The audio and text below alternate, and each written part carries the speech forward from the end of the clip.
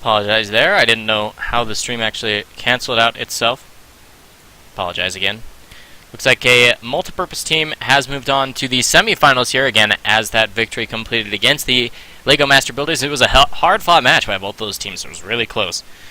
We're waiting on the winner between Team TrueSkill Gaming and Team Uggish. The winner of that matchup will actually take us on here for the semifinal matchup of NotSoStockGaming's amateur tier tournaments. This is the open bracket.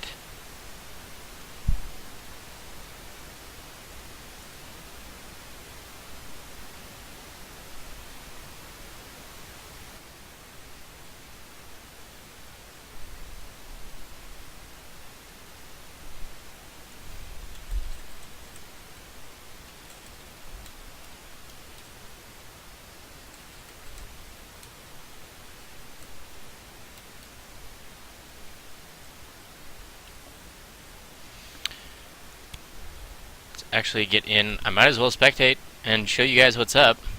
Again, this is the match that will determine who will take on multi-purpose team, the team that just won our last game, for the semi-final matchup.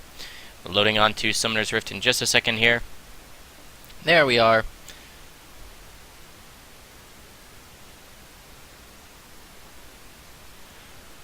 Again, this was TrueSkill Gaming versus Team Uggish. TSG on blue side.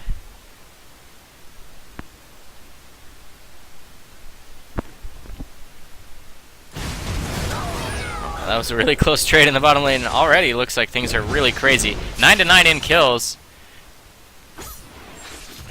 Is that really a mid lane Jax? No, he's just been doing what Jaxes do, hammering down the top lane and then moving elsewhere. Oh, the stun, the flash, and one more auto will do it, but a great Shunpo gets her out of harm's way.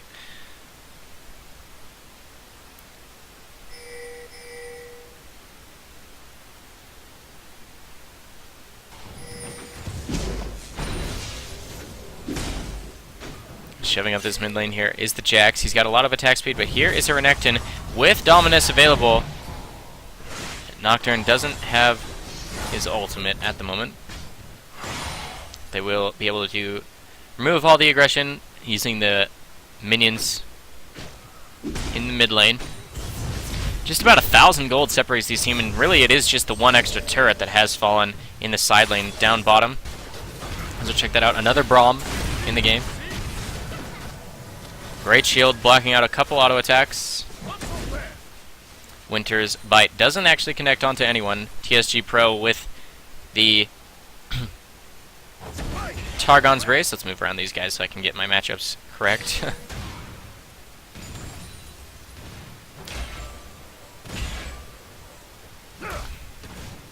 Mid lane Soraka doing okay. Looks like Jinx has gotten on a roll relatively early, which is really good for this team. There's not too much hard CC on the side of TSG, which means Jinx, if she just gets excited, she'll be able to go really ham in team fights.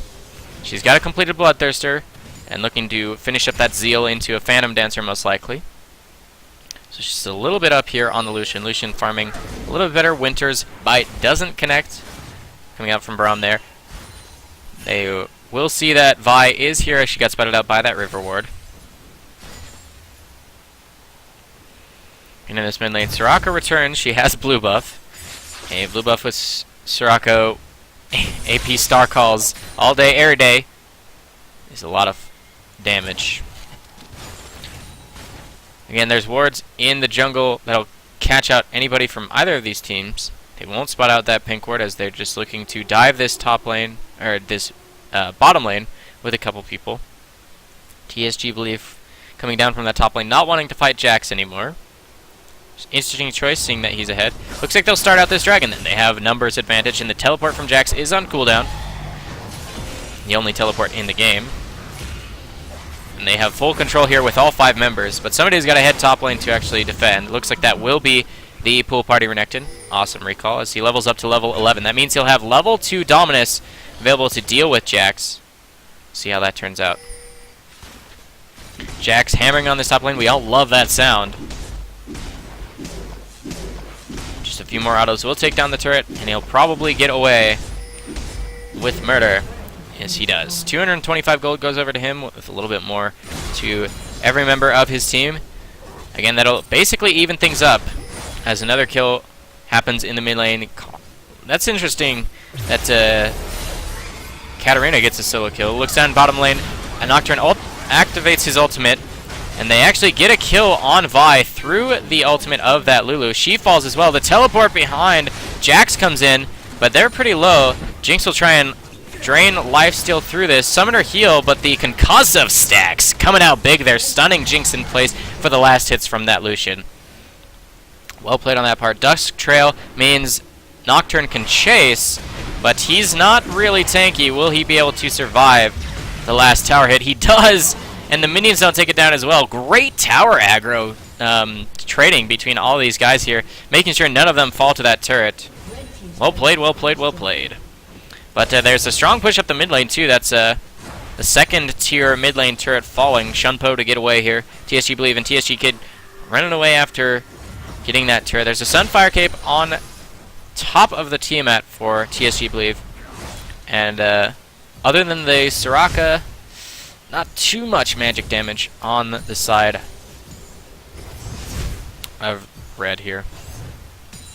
Again, Team Uggish trying to come out with the win here over TSG. Both of these teams really, really close here. There's only about 4,000 gold that separates these two teams, and really all it was that last dragon, as well as a couple turrets in recent history. Had a couple people giving suggestions about the sound quality here. Let me know in that Twitch chat if there's something I can be doing on my end to improve that for you. Alright, Assault and Battery is not off cooldown at the moment, but at least Vi's here up in this top lane to help deal with Renekton should he continue, and he will not, which means, again, solo farm in the top lane for this Jax. Jax could get really big if he actually can complete the Triforce that he's building. Really strong. Katarina comes down, which there's a ward that will see that she's here. It's a 3v4 here in the bottom lane. Nocturne's really close with now his ultimate available. Just came off cooldown. Paranoia could help him join the fight. Okay, he's a little bit far away now. Vault Breaker doesn't actually connect in the backline, and again, just a little bit longer before Assault and Battery comes off cooldown. Okay, catches him inside the brush, trying to lock him down, but he'll almost secure a kill on Vi before he falls. The heal coming out from the Soraka. One more star call, perhaps. TSG Kid activates the ultimate, putting down a lot of pain. He activates Zhonya's to try and survive.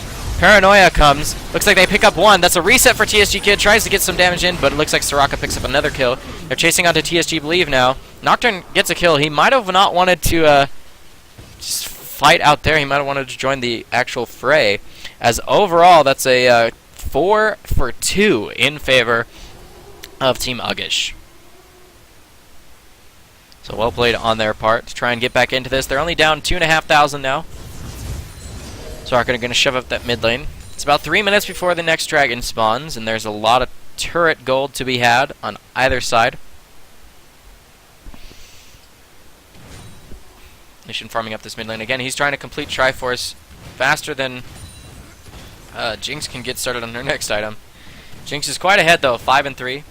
Lucian's finally gotten a few kills in the last few minutes here, though, so he'll be able to provide the DPS that his team needs. Let's see, Braum has been making really good use of his Face of the Mountain throughout this game. So Blue Buff will go over to Soraka here, a Star Call and a Silence. It's a couple autos will do it. Close call there. Bladed Armor might have actually almost taken it with how low it got.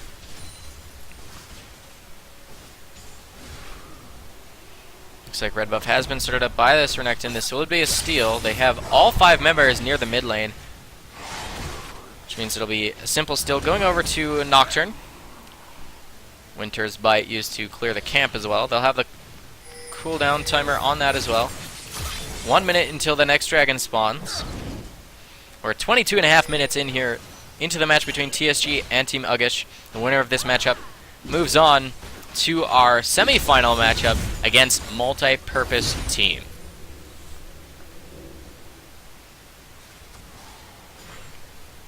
Alright, Paranoia is not quite off cooldown, but all other ultimates are available for both teams. Soraka puts a word down to try and find out where everybody is. As Lucian's trying to push bottom lane, this could be a 4v5. It's not like Lucian has teleport or anything like that. He will join his team now. TSG Pro is quite tanky.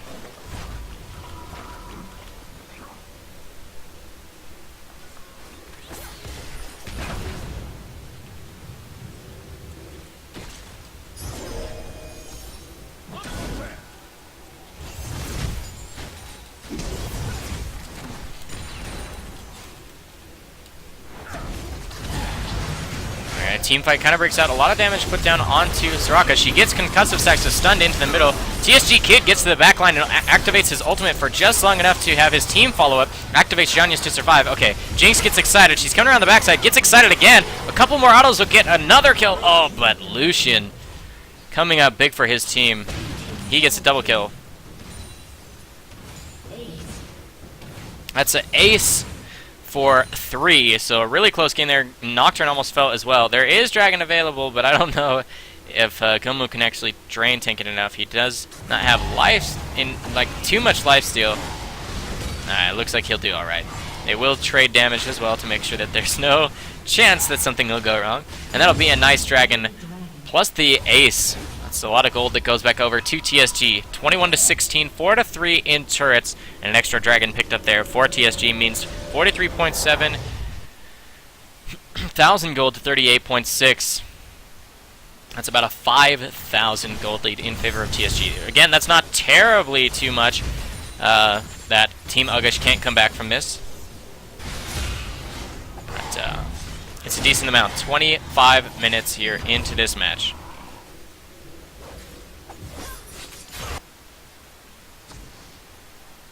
Again, I'll go ahead and link that bracket in chat. We got some questions about what teams have made it so far, so if you want to check that out, it has been linked in the chat as of now. You can see how things have been turning out. Again, this is the round 2 quarterfinal matchup between TSG and Team Ugish. We just watched multi-purpose team take on Team TrueSight and then be victorious after that against the LEGO Master Builders, which means multi-purpose team has moved on to the semifinals in a matchup against the winner of the match you currently have on your stream. Also, a little update around the entire tournament. Looks like the Bomboclots fell to Binary Solo, which means Binary Solo took on, in the quarterfinals, Orbit Gaming Fire, who were victorious. So Orbit Gaming Fire has moved on to the semifinals, and they're waiting to see who their matchup is for that semifinal against the winner of the matchup between Zero Fucks Gaming and Alaskan Bullworms.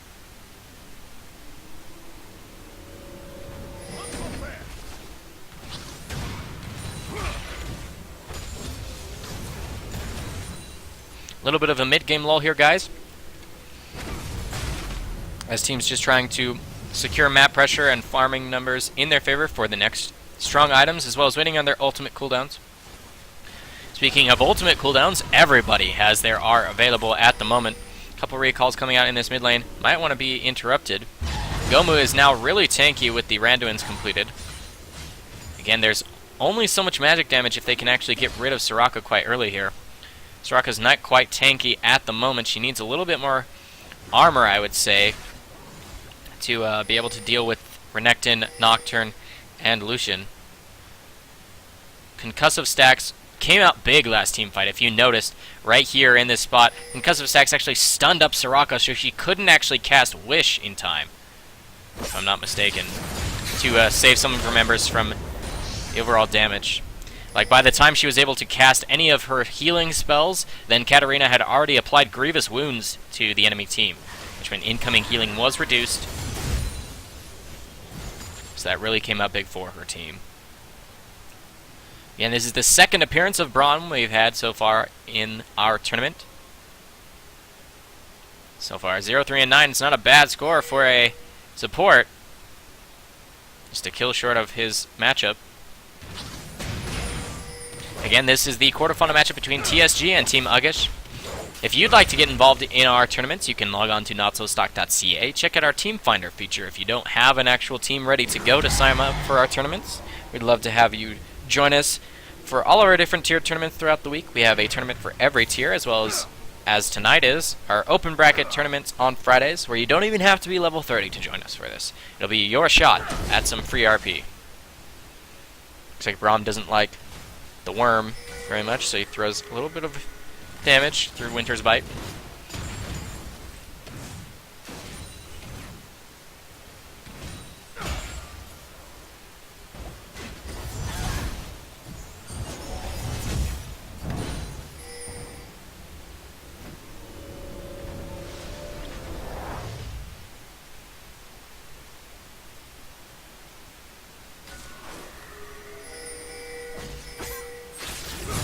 Again, here we are, guys. This is our quarterfinal matchup between TSG and Team Uggish. The winner of this matchup goes on to take on Multi-Purpose Gaming. Dragon spawns in just about a minute and a half. Baron's on the table. There's a lot of ward coverage. Look at all of those wards on the map by Team Uggish, trying to keep their side of the map under their control, which is important when you're slightly behind or even far behind. You need to make sure that you secure vision control so that you don't have to face check all day, every day. Again, just over a minute before Dragon spawns, it'll be a hotly contested item for blue team, or sorry, for red team here. They want to get that gold and the experience bonus it gives. I mean, look at that. Lulu's level 12 to a level 15, a couple level 15s there on the side of TSG. Stand behind me used by Braum to apply a armor and magic resist buff to Katarina and himself for just a moment there. If you're not familiar with that champion, he's got a lot in his kit to really protect people. He doesn't quite deal a lot of damage himself, but he has a lot of utility in his kit to keep people alive.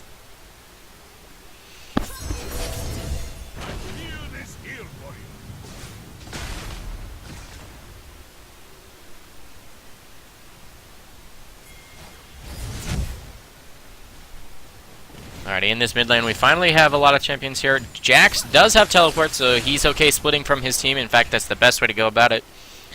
He does rotate back over to the mid lane, it looks.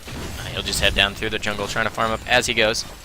Again, Dragon, look at that timer control, as blue team's like 1-0. Here's the Dragon. We'll start it up.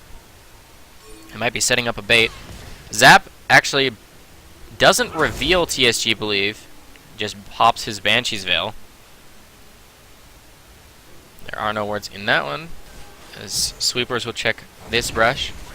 Winter's Bite actually goes... Okay, we got Paranoia into the back line as they separate Lulu away from the team. That'll mean that Wild Growth isn't available, as Jax tries to dive the back line, but there's 3 of them there. Nice Wild Growth actually pops up the Soraka. I mean, she can continue to heal for her team. She was quite tanky, though. She might have wanted to stay and cast more Star Calls. So far, nobody has fallen on the side of TSG, with Lucian around the back, but Jinx gets decided off of that kill and gets away. Ignite goes down onto Soraka. One more Star Call actually takes down Katarina. She gets away. One more Star Call. That's a double kill. The Star Calls are so strong, and that's a triple kill for that Soraka. And the Zap around the corner takes down Braum. What a turnaround here on our stream. What a play. Awesome team fight. Ending up going an ace for 2 in what looked like a terrible fight for red team here. Team Uggish coming up big. And the Dragon's still on the table, means they'll be able to start that up. And just Drain tanking it through. Soraka has a lot of heals to be able to survive. The Star Calls over the wall, though. I have to say, well played by that mid lane Soraka. They get a turret for their Trumbles as well, and the Dragon will fall in their favor. And look at that. Jinx is a tower shredding monster with that cannon creep, allowing her to get it. She gets excited to run away as well. So she'll get away safely, even with the home guard coming out from Ron. So it's an ace, plus a Dragon and 2 turrets going over in favor of Team Uggish when they were down and got aced last time for only 2 members.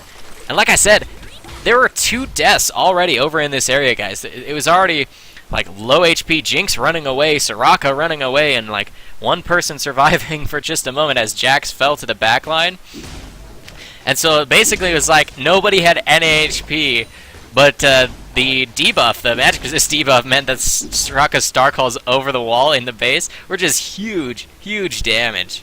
That was an awesome team fight to cast. It was super cool. Triple kill for this Soraka, which means now she's got Ajanias for the next team fight, plus a Negatron Cloak to deal with Katarina's damage. So it's like, I cannot wait to see how the next team fight goes. Because, I mean, still, look at the gold numbers, guys. We've got only about 1,000 gold separating these two teams. It's a really close one, guys. We'll see how things turn out. That was such an amazing... You know, you can't even call that like a throw or a mistake by TSG, because it's a well-played fight up until that point.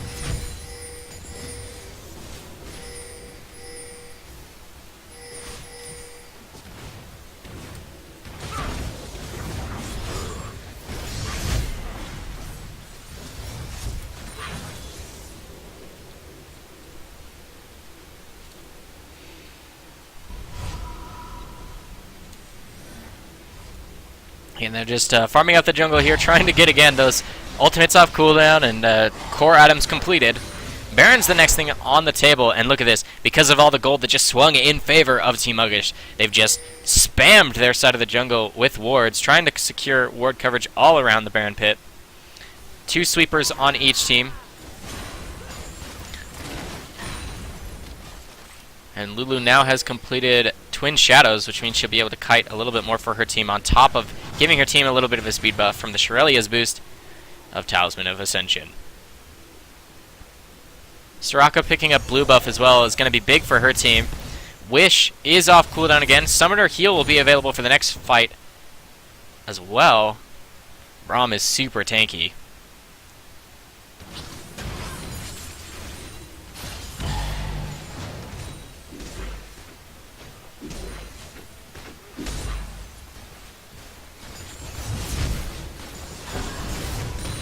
Alright, Starcall clears out that mid lane.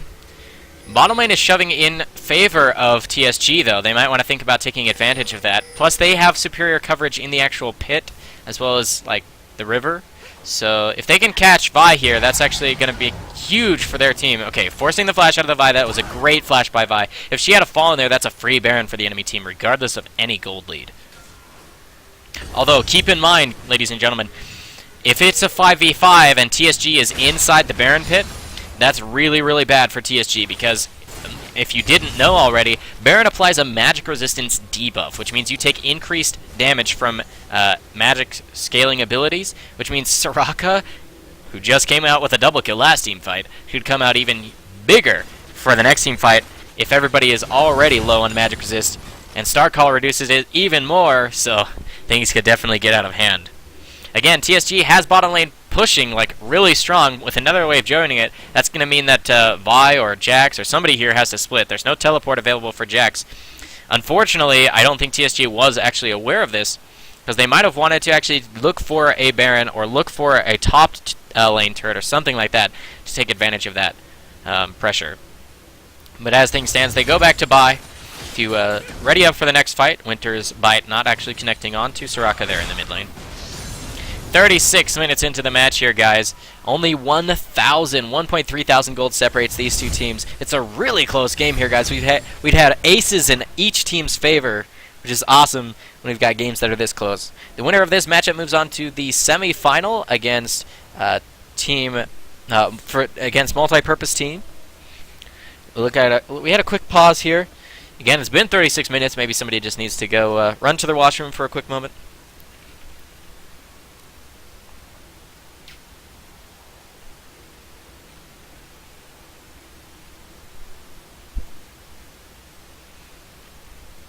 In the meantime, guys, while they have this pause running, I'd love for you to head over to NotSoStock.ca. You can check out a couple awesome features over there on our website, including the Team Finder, where if you want to get involved with these tournaments but you don't have a team and you don't know where to start, that's a great stepping stone, great starting point for you, where you can just input your information, your summoner information, your rank, your summoner name, and what you're looking for, what roles you play and whatnot, and then you can get picked up by a team that go to scout that area. If your team's missing a couple people, then you can use that also in the reverse process. Be like, hey, I've only got 3 or 4 guys, we're missing a couple, so I'd love to have people join our team. Just log on, NotSoStock.ca, and look at the list.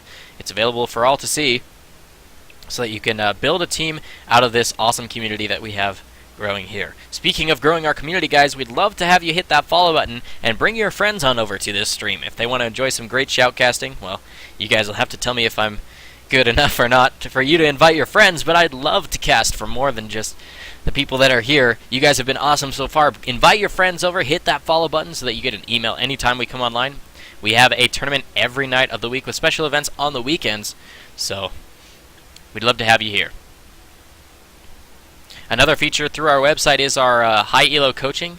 If you're interested in upping your game as a solo queue member so that you can join in the higher elo tournaments and just improve overall, we have high elo coaches available through our website as a service.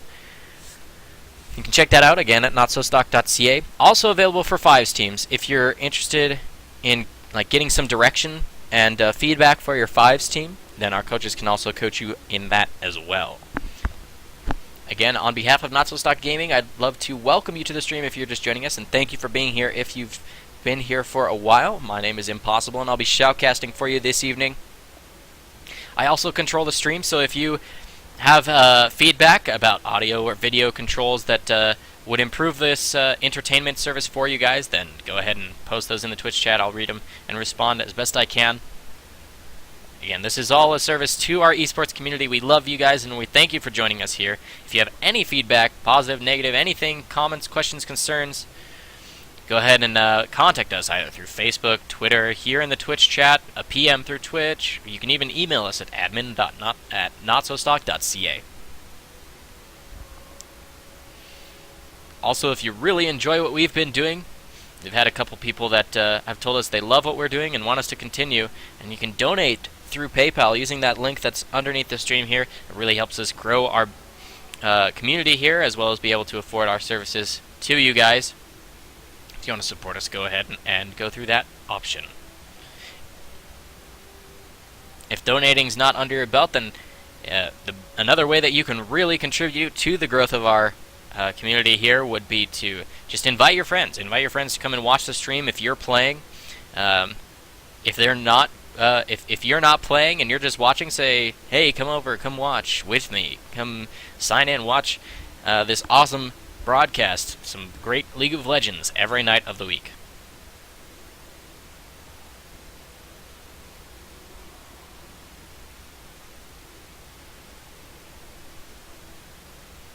And this is our semi-final, sorry, our quarter-final matchup between True Skill Gaming and Team Uggish. The winner of this matchup moves on to take on Multi-Purpose Team in our semi-finals here on NotSoStockGaming's open bracket. Multi-Purpose Team were victorious over Team TrueSight and then the Lego Master Builders to move on to the semi-finals. If you're interested in the other side of the bracket, Binary Solo beat out Bombleclods to take on Orbit Fire in round 2. Orbit Fire actually ended up being victorious in that matchup, so they're in the semis taking on Alaskan Bullworms. The winner of that matchup moves on to the finals.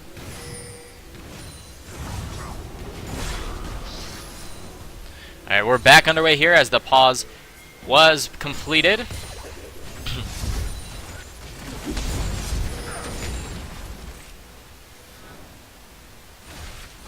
And 23 to 21 in kills, 4 to 6 in turrets, and only 1,500 gold separates these two teams. We're almost 40 minutes into the game here, guys. It's all or nothing for both of these teams, as all of our tournaments are held in single elimination, best of ones with no losers bracket. So it's win or go home for both of these teams. 37 minutes here on Summoner's Rift. 60k gold broken for Team Uggish, with TSG on their heels. And bottom lane is really close here. It's shoving in favor of Team Uggish. Looks like both side lanes are shoving in favor of Team Uggish, which means they might want to think about engaging hard here on the mid lane and are shoving it out even further so that they can take control of that Baron pit. Because, okay, we got a recall coming out here by this Lucian. He's sitting on 1.3 thousand gold. Needs a little bit more. Okay, he completes his Banshee's Veil, which will be really strong for the next team fight. A couple Banshee's Veils on the side of TSG that'll help them out against Vi's Assault and Battery. and or slows from the Glitter Lance, Polymorph, some spells that can be reduced, canceled out. Alright, vision control completely in favor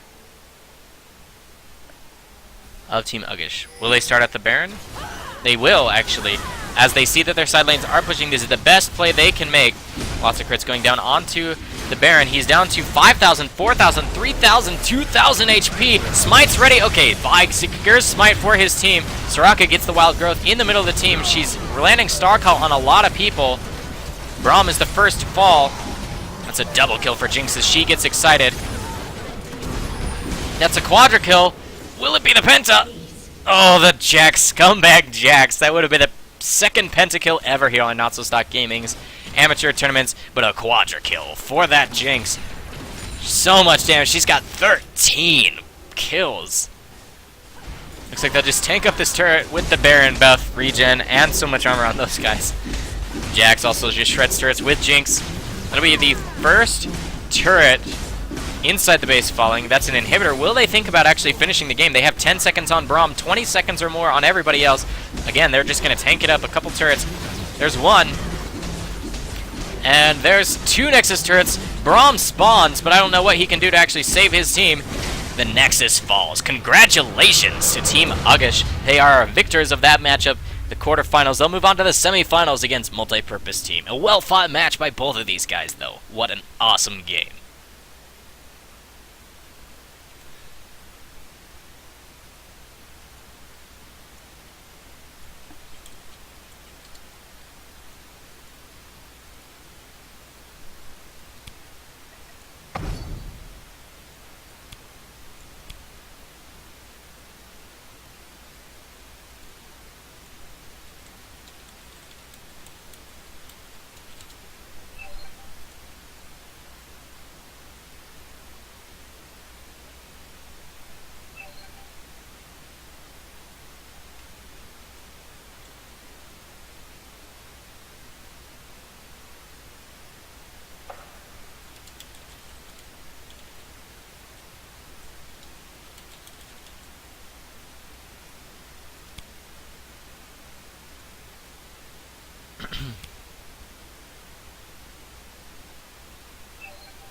Alright, again, this will be Multi-Purpose Team taking on Team Uggish.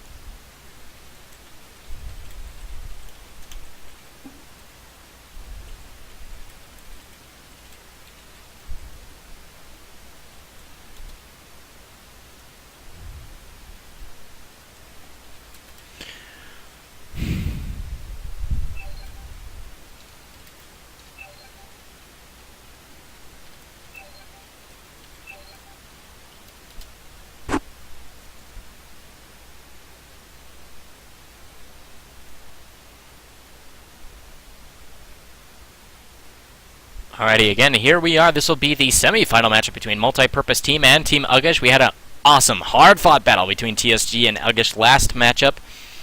Again, this will be the semi-finals. Now that we have the bracket updated for all of the remaining 4 teams, I'll let you know that all of the following teams are guaranteed at least 800 RP apiece for each of their members. That'll be Orbit Gaming Fire, Alaskan Bullworms, Multi-Purpose Team, and Team Uggish. Those are the 4 remaining teams for our semi-finals here.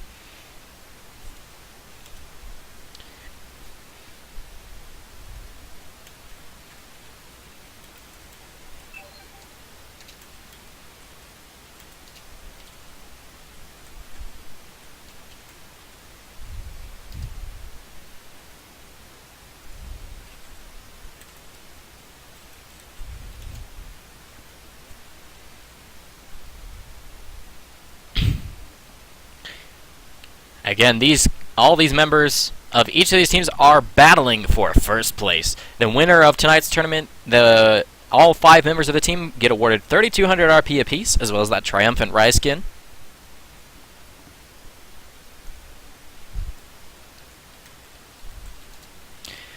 Triumphant Rise only available through community events like ours, so if you want your shot at it, go ahead and log on again to NotSoStock.ca. You can sign up for upcoming tournaments and events where you can get your shot at some free RP as well as that Triumphant Rise skin. Again, the top 4 teams do get RP.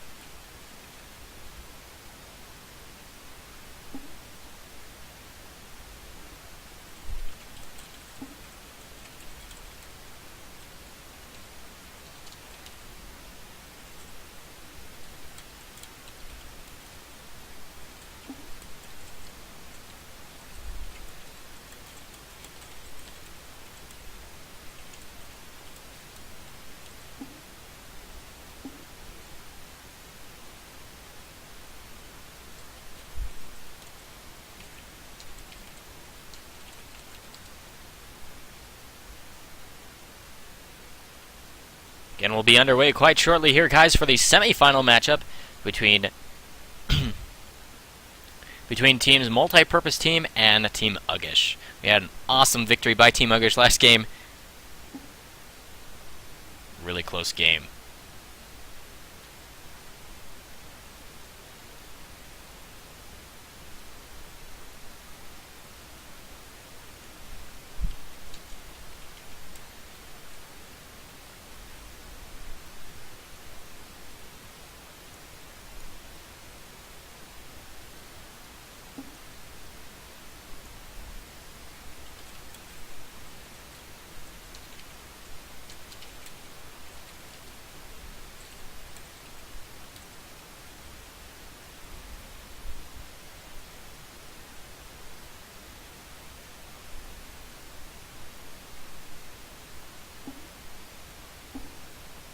Alright, we are ready here, guys, and we'll be underway shortly.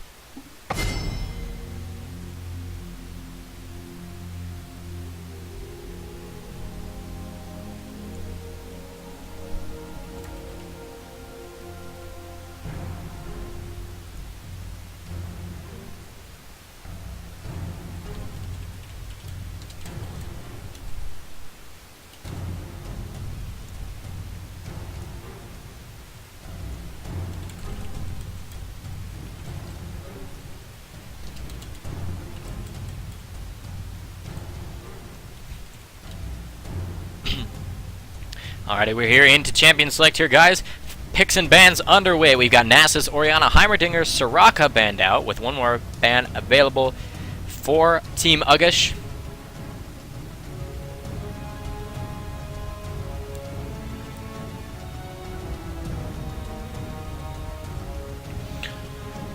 Last ban available on Blue Team. Last of 2 bans overall. Thresh banned out. Highly contested pick. Interesting to see the Nasus and Heimerdinger bans. Those must be target bans because I'm not quite sure why they would be worth a ban this late into the tournament. Jax, the final ban. A really scary character. Smite that bitch. Ends up locking in that Wukong. Really strong jungler. Could be top lane as well.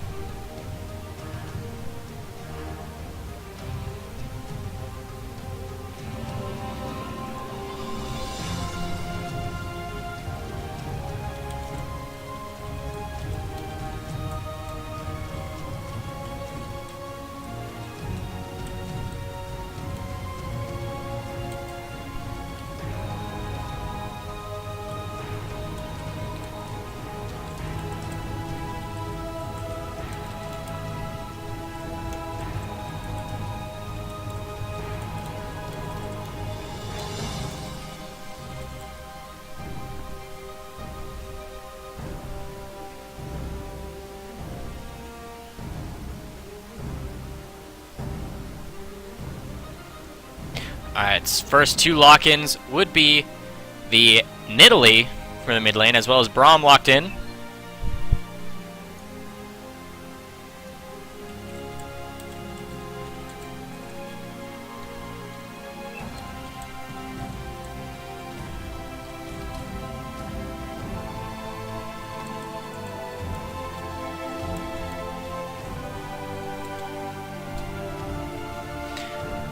Also in picks and bans, looks like the next two picks for the side of Team Uggish will be Twitch in the bottom lane, as well as could be a mid or top lane Yasuo.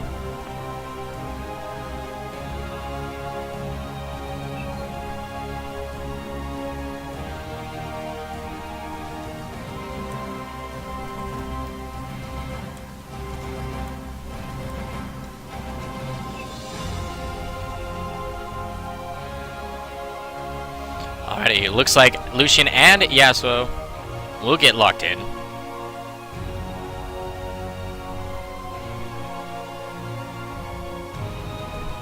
Main gets locked in as well. Xin Zhao hovered over for the jungle.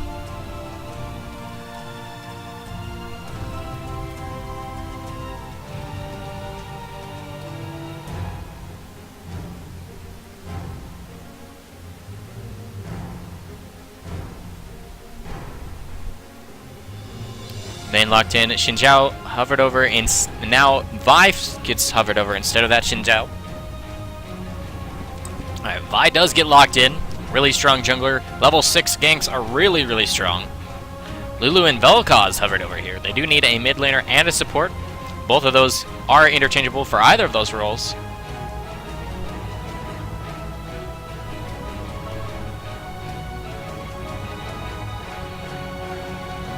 Ziggs hovered over instead. Looks like it'll be a support Lulu if that does get locked in, because I do expect Ziggs to be the mid laner.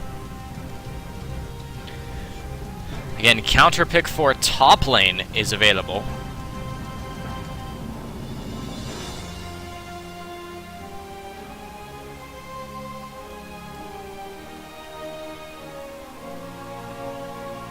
Okay, interesting. At the last second, Nami hover. Okay, back to the Ziggs.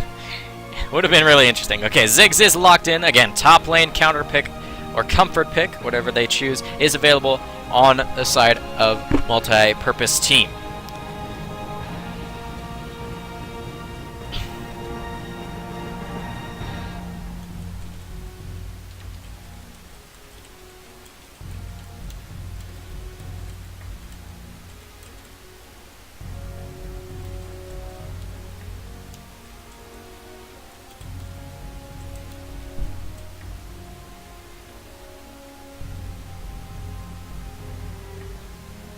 Looks like it could be a top lane Kayle.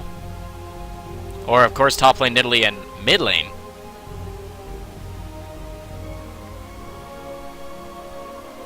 Got a couple available picks.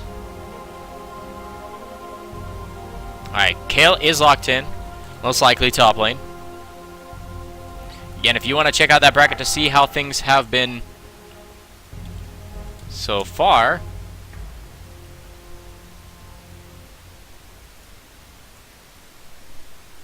you can check out that bracket that has been posted in the chat. 40 more seconds.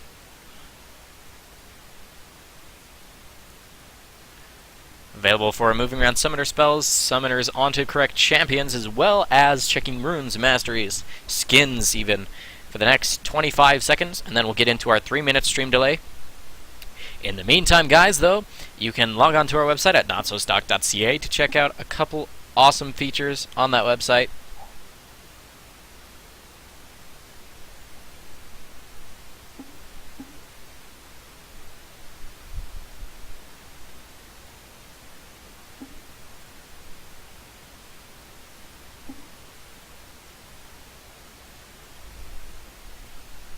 Alright, we're into that 3-minute spectator delay here for our semi-final matchup between multi-purpose team on red side versus Team Uggish on blue. The winner of this matchup moves on to the finals.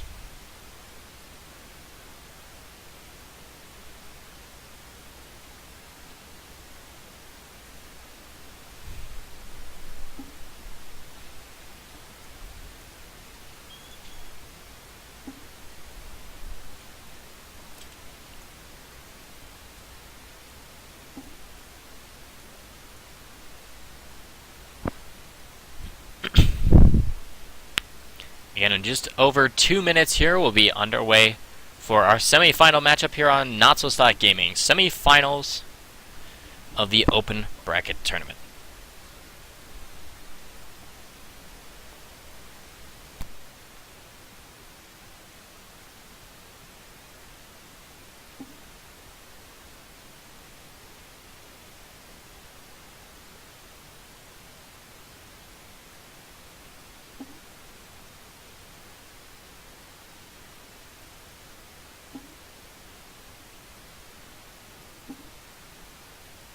In just over a minute and a half, we'll be loading onto Summoner's Rift here, guys. Sit tight, check out the website, check us out on Facebook and Twitter, and also bring your friends over to watch this match.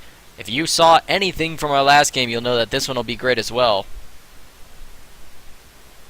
Love to have you guys join us.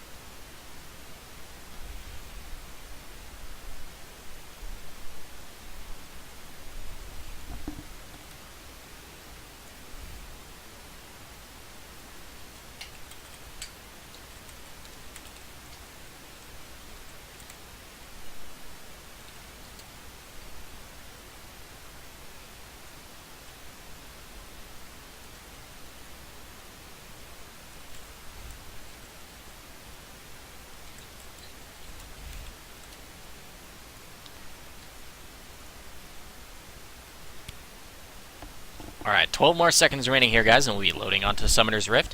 Again, invite your friends, grab a drink, grab a snack, and sit down in that chair and get comfortable for here are our semi-final matchups between Team Uggish and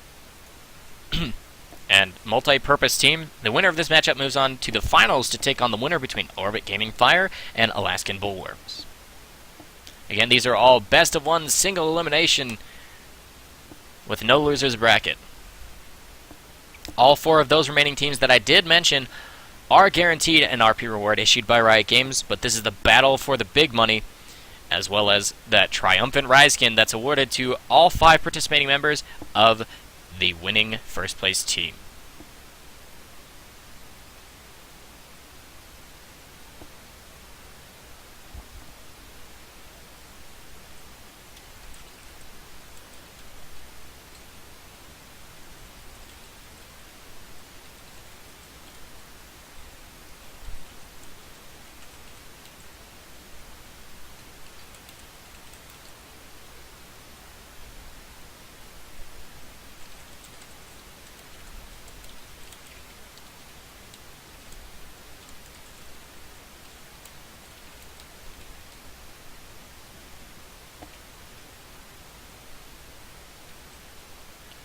Again, we're just loading onto Summoner's Rift here, guys. We'll be underway shortly.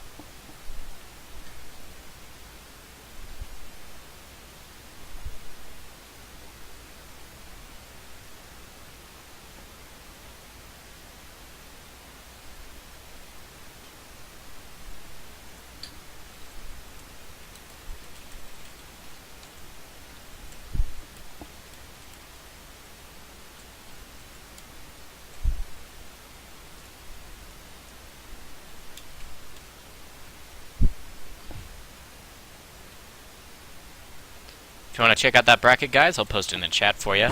As we are here on Summoner's Rift. Looks like it's a Jungle Wukong with Yasuo in the top lane with Teleport. Lucian and Lulu down in that bottom lane with Ziggs in the mid lane. Nidalee in mid with Kayle up top. Braum and Vayne in the bottom lane with Vi in the jungle.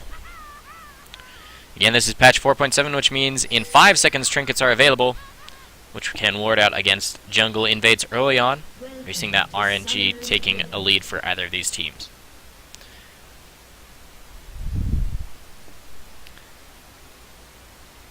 Pretty much standard starts in the inventories of all these different members. You can see mirrors across most of the inventories. Looks like Braum was able to land the Scar Award this time. Well played. 30 seconds until minions spawn. In about 30 seconds, we'll have minions spawning out of the base. The third wave from each Nexus is actually a cannon wave, with the first two waves giving the first level ups. Couple things, if you didn't know, in order to gain level 2 in the mid lane, you have to kill the entire first wave plus the first melee minion. For a duo lane like the bottom, you have to kill the first entire wave with both of your members present, and then the next 3 melee minions to secure level 2 for both of your champions. Top lane is also a solo lane, so refer to what I said about mid lane.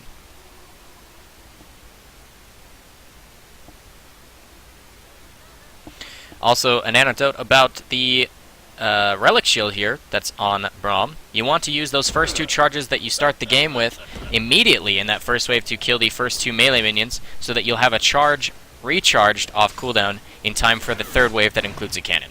Nice bouncing bomb, let's a little bit of harass onto Nidalee in this mid lane. Close farm numbers. Wow, this hitbox on that spear surprised even me, and I play a lot of Nidalee. And a nice javelin toss lands to return a little bit of aggression.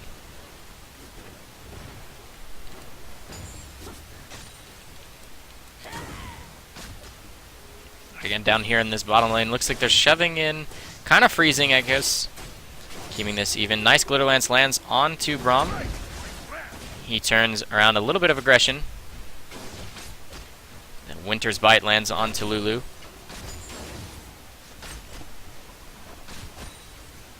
Looks like he did actually do what I mentioned. He is recharging a stack of his Spoils of War at the moment, which, as you can see on the minimap, that third wave is here in a second. Look at that, level 2 for the bottom lane on the side of blue means they have aggression in their favor. Level 2 gives Silver Bolts over to Vayne, as well as the Wall. Unbreakable Shield, which can block Glitter Lance. Down here in this bottom lane, it'll be really much a skill matchup. If Braum can't time his spells correctly and like the armor and magic resist buff to Vayne, and can't block out some serious spells with his Unbreakable Shield, then things should sway in favor of the Lulu Lucian lane. Lulu Lucian. Say that 20 times fast. Lulu Lucian. Lulu Lucian. Okay, I'm just going to stop. But they've got a lot of poke damage, Lulu and Lucian. Glitterlands, with Lulu also being ranged champion, with Vayne having a really short auto attack range, and then Braum of course being melee means ranged harass is key for Lulu and Lucian here.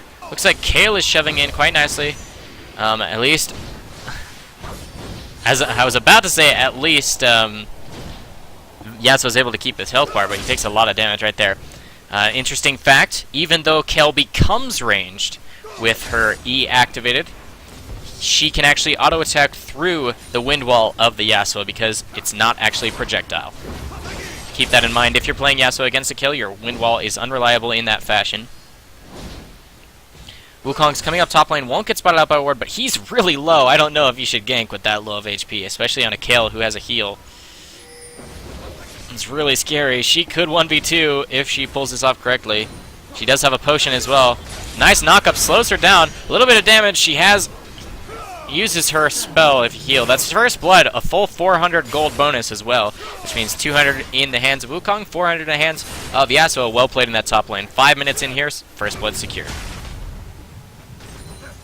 Vi's gank not going quite well.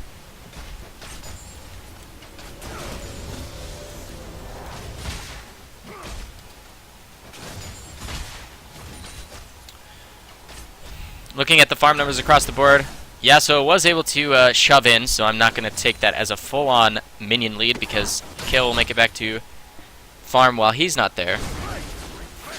But the jungle is even, other than the assist pool that went over to Wukong. He completes his Spirit Stone, looking to build that Spirit of the Elder Lizard as quickly as possible. Condemn throws Lucian away so that he can't actually continue his aggression. But let's look at this mid lane again. Javelin toss landing on a minion, so not actually dealing damage to Ziggs. He's missed out on a couple CS there, but he's still up a couple over Nidalee. No kills. And both of these guys still sitting on their level 1 consumables. So interesting that there's not too much aggression here, forcing heals out from either of these guys. Ziggs really low on mana compared to Nidalee, though. Oh, and Ziggs misses a cannon creep. Unfortunate for him. Level 6s now have come out for both of these guys. An interesting choice for you guys here, if you play a lot of mid lane, is as soon as you hit level 6, if you look down bottom lane here, they are only level 4. So if you have an ultimate available and a lot of damage, sometimes this is the best time for you to roam down to bottom lane. You can bring an ultimate into a lane that has 2 enemies for the taking. Like somebody like Ziggs, who can deal it in AoE, that's a lot that you can offer your bottom lane, and maybe even secure a couple kills for your team. And shoving here in this bottom lane, Winter's Bite lands on a concussive stack to Lucian, and then a couple autos. One more will actually stun up Lulu there. Okay, it wears off. Nice aggression underneath the turret. No more consumables.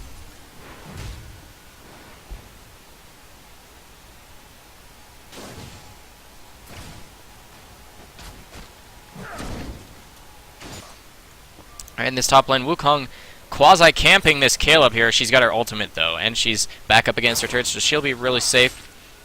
Ziggs gets really low from a couple spears. Cougar form allowing Nidalee to wave clear quite nicely, and last hit. She's now gone in the lead in terms of minion kills. Blue buff going to be given over to Nidalee. Personally, as a mid laner, this is what I hate, is when my jungler's like, hey, blue buff, and I'm in a cannon wave. I'm like, bro, hold up. But it looks like it'll be nice timing, as that blue buff will go right over to Nidalee. Alright, again, down here in this bottom lane, nobody's gone back to purchase just quite yet. About 50 minions for each of these guys. Winter's Bite hits a minion, not hitting either of those champions.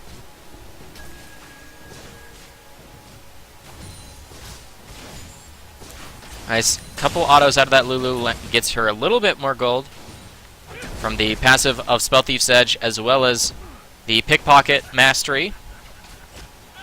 Both of these supports are deep in utility. Nice double shot, as well as the Q going through Braum. That's a lot of damage, down to about 120 HP. 110. She'll think about recalling. A little bit of regen from the Spoils of War. Getting a little bit more of Braum's max HP back over to Vayne. She's now got at least a couple hundred to keep herself close. But again, another Q lands through 2, bringing Vayne back down to that 100 HP mark. She does have Summoner Heal and Flash, though. Level 6 is now available in the bottom lane. You might want to think about using the Culling. He has the mana for it. Might force a Summoner spell underneath the turret. It has the range. I would have done it. I'm not quite sure why he chose not to. But there's a gank down by Nidalee. She grabs a free kill. Lucian trying to get something back in his favor, but a double kill by that Nidalee with blue buff. Well played, leaving the mid lane to just be pushed by that Ziggs. He's got a cannon creep. Ziggs is actually quite good at taking down towers, though, so he's put down a lot of damage. But he should have left a little bit sooner. Assault and Battery is available, and the knock-up Satchel Charge doesn't actually take him away. Oh, great Mega Inferno Bomb forcing the flash. Oh, one spear and an flash auto will actually refresh the blue buff and get a killing spree for this Nidalee in the mid lane. Well played indeed. Nidalee now the member that's meant to carry this. She's got all of her team's kills. No deaths and a minion lead. Look at the mirror items. Okay, Wukong goes down, activates Cyclone. Oh no, you pounced into the turret. Oh, that was painful to watch. Looks like Nidalee gave the shutdown gold over to Wukong. Unfortunate that Yasuo didn't make it in time with his teleport to get the assist pool. Something interesting you guys might want to know is that a kill in and of itself is worth more gold if overall if you actually have kill participation by multiple members. The assist pool is there for the taking if somebody can contribute, because a kill's gold, the 300 base that a kill actually gives, also is available to give another additional 50% that is split between assisting members. But if nobody assists, then that gold never goes anywhere. For example, if you get a solo kill just in a 1v1, that's 300 gold to your team in your hands specifically. But if your jungler comes to help, they get an extra 150 gold that would have just gone to waste to no one had they not been there. Alright, looks like Wukong's off in the wings with double buff. He doesn't have Cyclone because he did use it in the melee. But the red buff slow goes down onto forcing the flash out of this Vayne. She has to tumble away, becomes invisible, trying to kite things around. Nice knockup from the Vi as she shows up. She has a red buff to slow out this Wukong. One more auto will save her, and she does. She's life-stealing out the creeps in the backline. Wild Growth not enough to actually save Wukong there. Or it might have actually gone onto herself. Didn't quite catch it. But a great turnaround by the Vi coming in to save her bottom lane. Let's double check back here on the top lane. I want to see if anything comes of this. It's really close. Couple spears landed in that mid lane to get Ziggs low. But Nidalee's low on mana now that her blue buff has worn off. Oh, nice knockup lands. Then a red buff slow. Assault and battery onto Lulu. One more auto from the Vayne, and it will secure that kill. Vayne's now 1-0-2 with the Cutlass. She'll have enough gold really soon here to complete Blade of the Rune King. And as we saw in last game, a Vayne with a couple core items can wreak havoc if she solo pushes. Up in this top lane, it looks like a really close 1v2. Kayle has her ultimate, Ignite, and Flash available, but the ultimate was already used by Yasuo. He doesn't have too much lifesteal to actually be able to duel here, but a nice rotation up by this Lucian will actually help secure a kill on the Nidalee, who was chasing Ziggs, by the way. Alright, the first turret of the game in favor of Red Team falls here.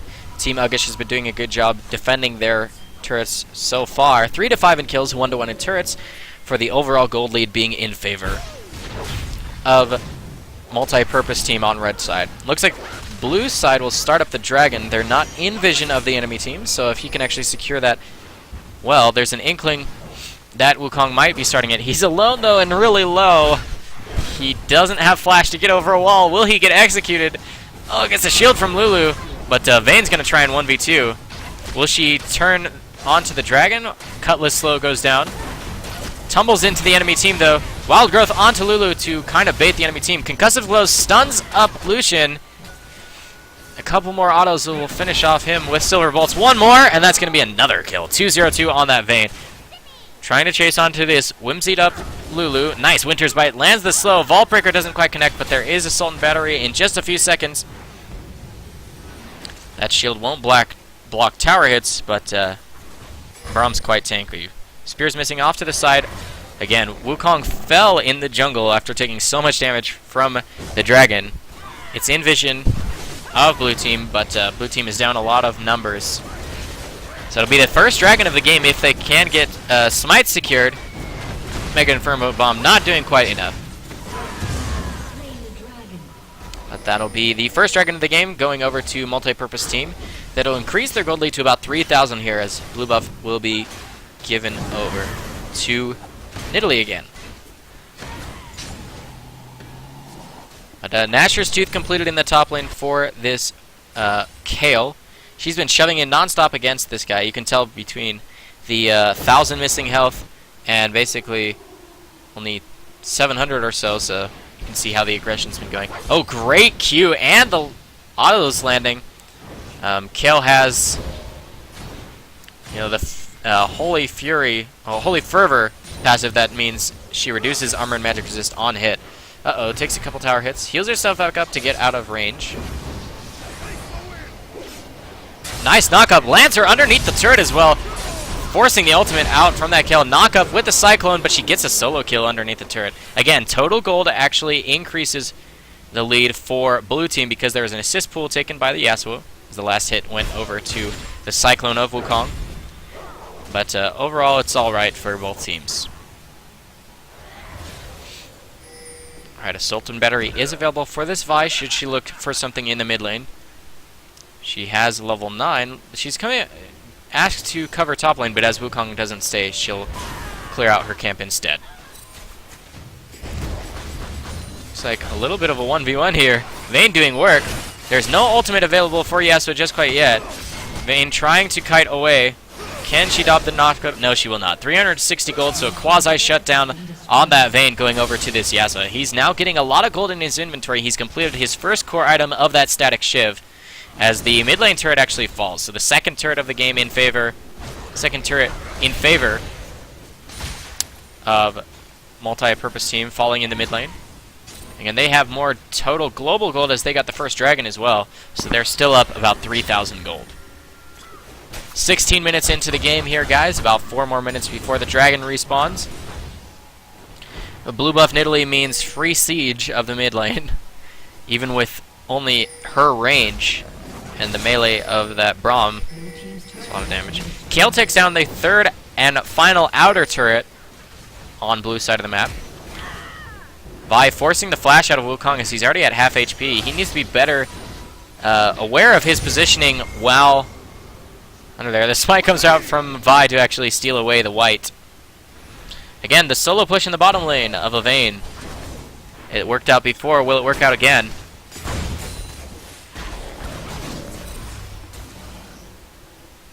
Kayle and Vi secure a kill up there. A nice ult going on to Vi to actually keep her alive through the cyclone of the Wukong. That's a couple kills. Oh, you're still in range. Okay, Kayle, you might want to walk forward for a second there. Lucian's here off to the side. He's got blue buff.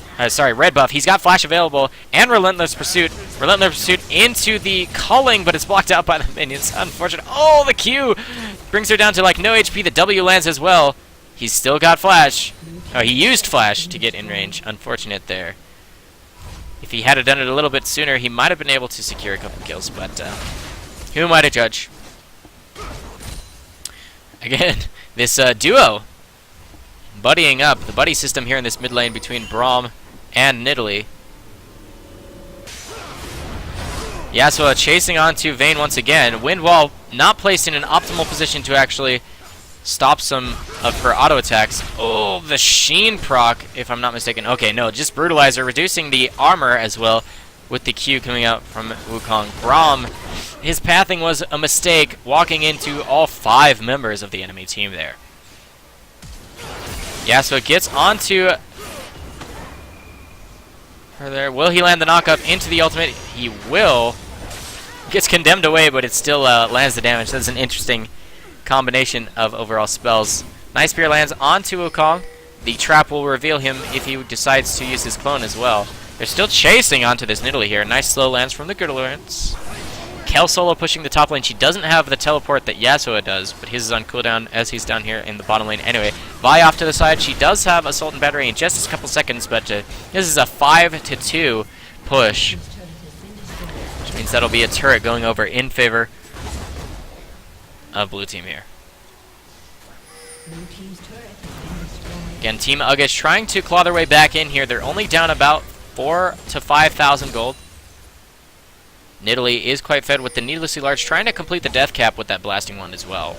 Again, Dragon spawns in just under a minute. Recall's coming out here from blue team, trying to make sure that Kayle can't actually get a another turret in that top lane. Oh, she's come around behind the Zig. Satchel Charge will try to get him away, but he's already taken a lot of hits. She speeds herself up with her heal. Oh, Cyclone underneath the tower for the knockup, forcing her her ultimate right away, and Lucian, she's stuck in between all 5 members again, kind of like Braum before. Greed. The greed here by that Kayle. It was a nice play up until the point that she get knocked up underneath the turret. Spear doesn't quite connect. Vayne is up a little bit, but she's got Braum to stand behind.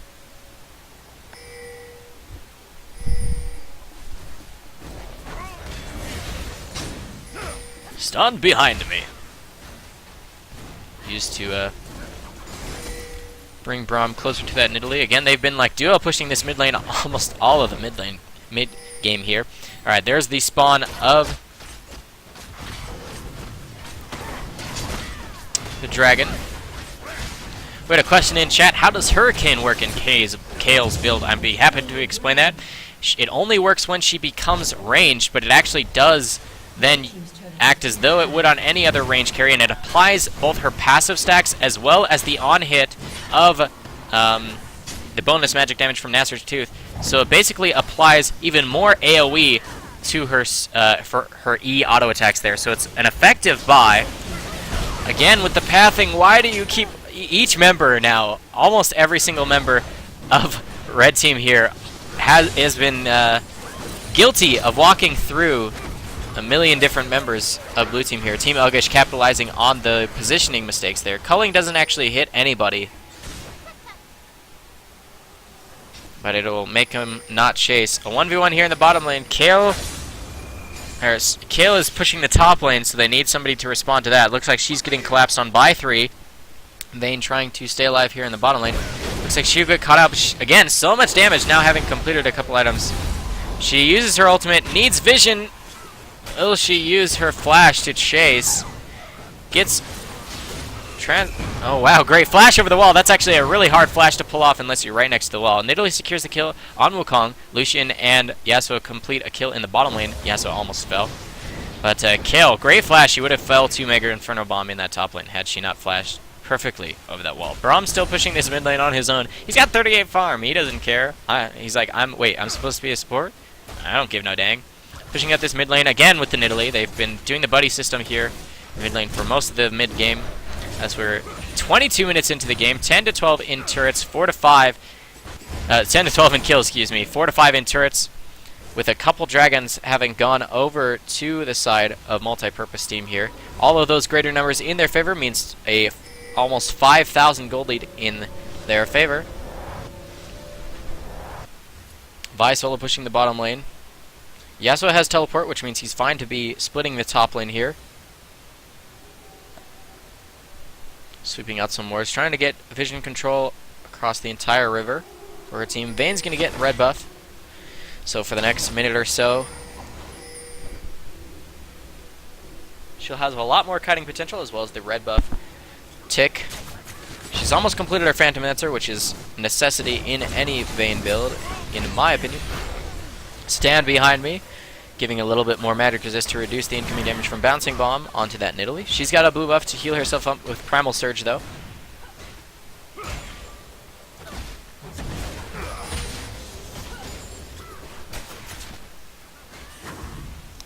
Nice dodge out of the Javelin toss there. Ziggs avoiding taking that damage. Almost able to take out that ward. They both dodge it, which means it goes to the face of that Wukong. He's taken a lot of those Javelin tosses. Yasuo off.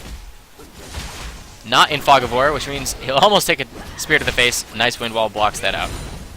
Vayne trying to 1v1 the Lucian here, but the culling might do enough. Blade of the Ruined King plus the turnaround red buff won't actually do enough to save her. Took a lot of damage while trying to get that turret.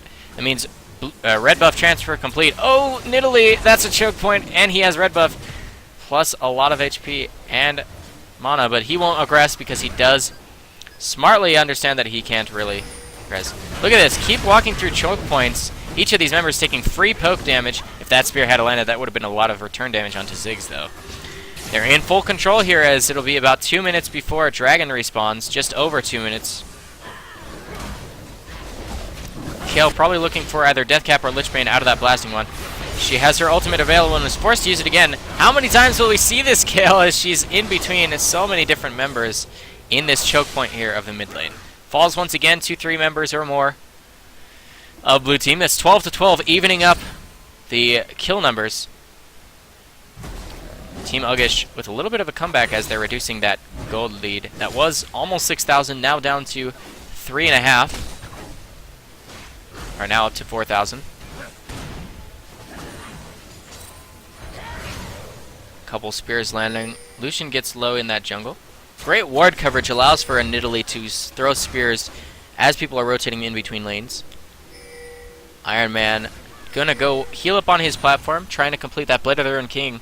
Interesting choice of build path. He's already got a lot of lifesteal and damage from the Bloodthirster, but Blade of the Ruined King for a little bit more kiteability. An interesting choice because there's only the the health stacking on, I would say, the Braum. Like, just one giant spell doesn't actually help making a Blade of the Ruined King worth it. But I suppose if he feels like he has to kite away the Vi, and it's a decent buy for him. Triforce gives you mobility as well, and much more damage than Blade of the Ruined King. It's an interesting choice, as I said. Kale is once again back to her solo pushing up the top lane. She doesn't have teleport in her round of summoner spells. Yasuo is down bottom though, so somebody has to rotate to defend. As you can see, they help defend pings in that top lane.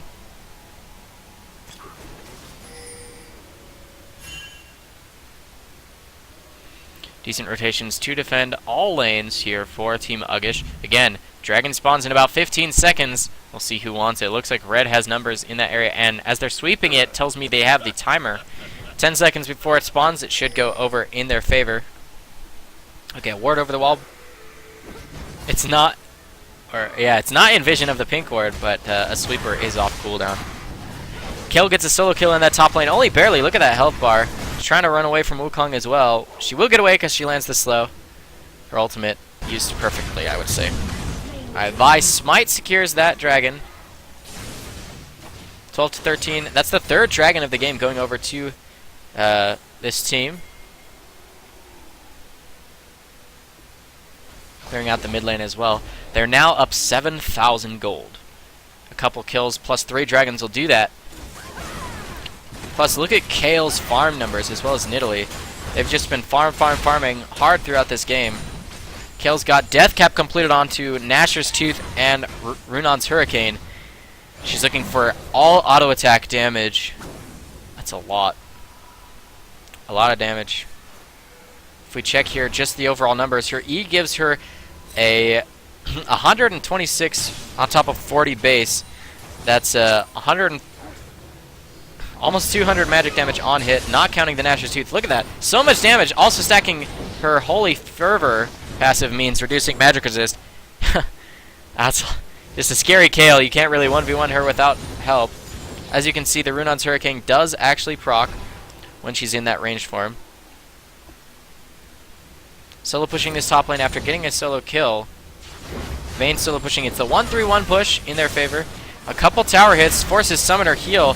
Nice Relentless Pursuit, reapplies the culling onto Nidalee here. They've got wards over the wall for a couple more attacks. Nice auto attacks. Here's where the Blade of the Ruined King actually plays into Lucian's favor, is against that Braum.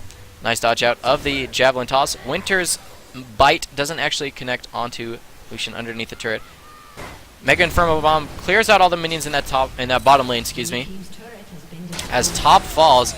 Again, this Kale is huge! You need at least a couple people to lock her down. Gets another solo kill and taking out that inhibitor turret. Javelin Toss off to the side here doesn't actually land onto Ziggs. Bouncing Bomb not connecting as the speed buff from the heal. Rampage though for the Lucian. He's really low. Dodges out the Javelin Toss, keeping here safe. A Rampage though. Look at this. 1-3-1 is actually working out in their favor as Kale's able to 1v1 anybody they send one at a time. Trying to get that first inhibitor. Inhibitor turret could be falling. Vi's been tanking a lot of turret hits. She's relatively low. Wild Growth onto Ziggs will keep him safe. Plus the Mikhails from support Lulu, keeping him healthy. But that'll be the second turret inside the base, actually falling in favor of multi-purpose team. Cycle Charge actually helps Braum. Great heal coming out from the kill. Dashing back to the Vi to remain healthy.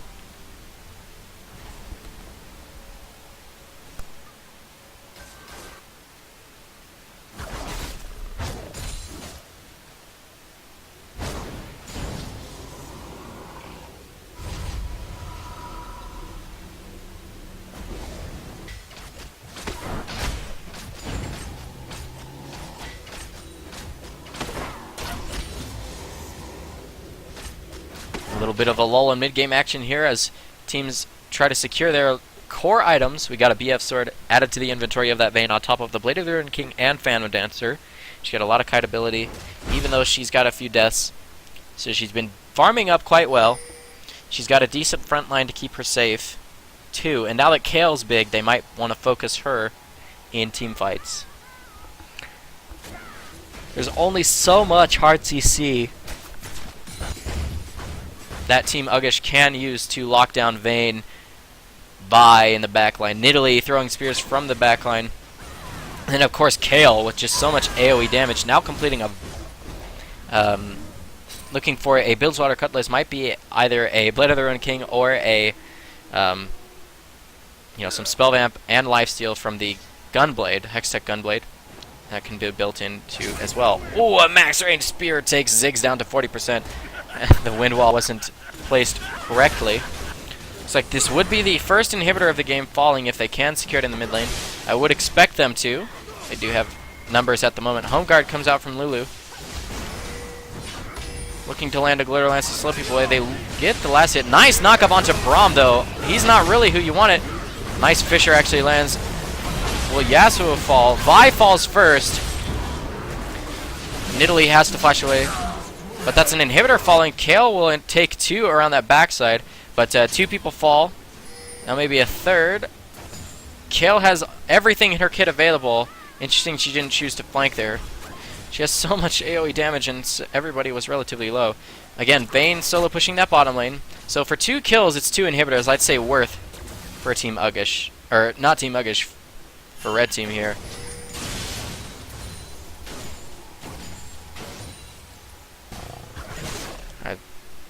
There will be the next 7 spawned waves will include a super minion here. They've got a lot of damage and they also buff the stats of the minions in their wave with them. So for the next 4 minutes before that inhibitor respawns, 3.5 minutes of waves. Wow, a 1v1 by that Vayne. Well played on her part again. She just completed some more damage, and Vayne is a really strong duelist. Wukong's invisible, lands the Q, but doesn't want any more aggression, as he doesn't want to use his... He doesn't have Cyclone available there, and also didn't want to use Flash to chase. Great tumble to get away by that Vayne.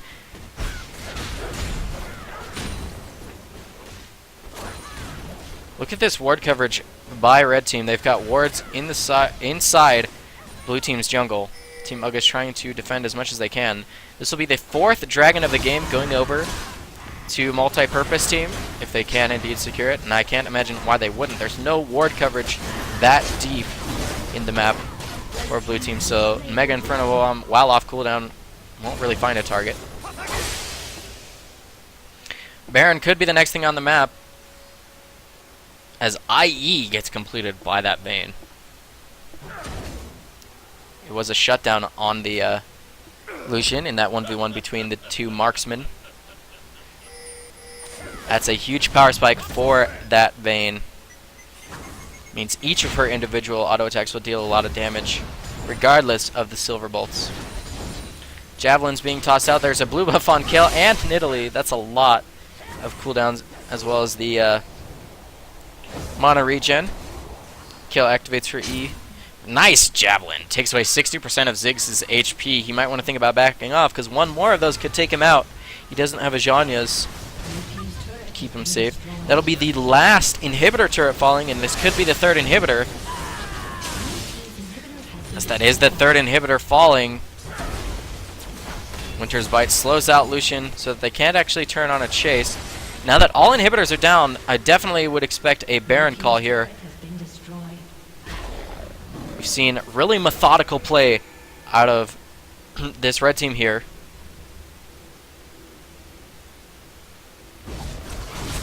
Alright, they start up the Baron. Italy has blue buff to use Primal Surge to heal herself back up from the damage she took from starting it up. Down to a couple thousand, now down to 1,000. The smite comes out from Vi to secure it in their favor. That increases the gold lead to 14,000 in their favor. That's a ton. 35 minutes in, well, 34 and a half, almost 35 minutes into the game here with 3 inhibitors down in their base. Means, look at each of these waves includes 2 super minions, so 6 super minions are on their way to blue team's base, plus a Baroned up team that's also up in gold. 17 to 15 in kills, 10 to 4 in turrets, 4 to 0 in dragons, with an extra Baron. For all that global gold, increasing that gold lead to, again, 14,000. The top and middle inhibitor have respawned in about 5 seconds. 3, 2, 1. Top is there, and mid soon to follow. There we go. But a Baroned up team plus double super minions. No more super minions in that top, but the bottom is pushing with still their double wave. Plus there's 2 already there. Really scary. Requiring the resources and attention of a couple summoners in that bottom lane. Nidalee pushing the top lane. Couple autos. But again, the Baron regen is really strong for these guys. The 2-3-0 push. Flash Cyclone, but gets condemned away from Vayne. She's safe over the wall. Rom also falls, but he's got Baron regen as he flashes over the wall to stay safe. Kale activates her ultimate to get into the fray. Nice knock-up onto Yasuo, but he dies before he can activate his ultimate, which was on cooldown anyway. Triple kill. Quadra kill for that Vayne. Well played, as the Nexus will actually fall. So much just overall pressure with all the minions there. Well played by multi-purpose team to become victorious over Team Ugish here. That'll move them on to the finals, as I'll post that bracket in the chat once again for you guys, as Orbit Gaming was also victorious in their matchup against Alaskan Bullworms. Again, congratulations though to Alaskan Bullworms and Team Ugish. Although they will be fighting for third place, they still are guaranteed a RP reward issued by Riot Games.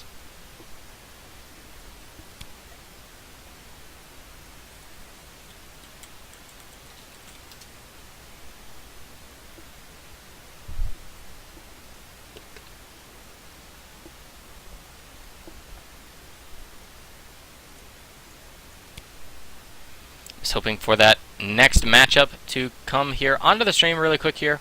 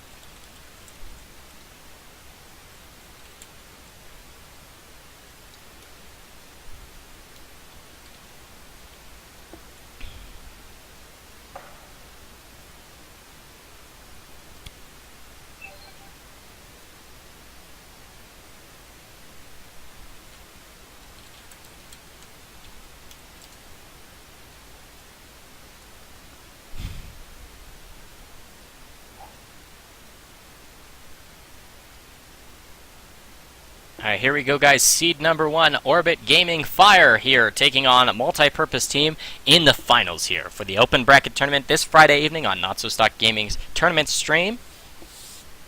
The winner of this matchup wins 3,200 RP apiece, as well as that Triumphant Rise skin. Definitely coveted by everybody out there. It's not available through the store. You can only win it through tournament community events like ours.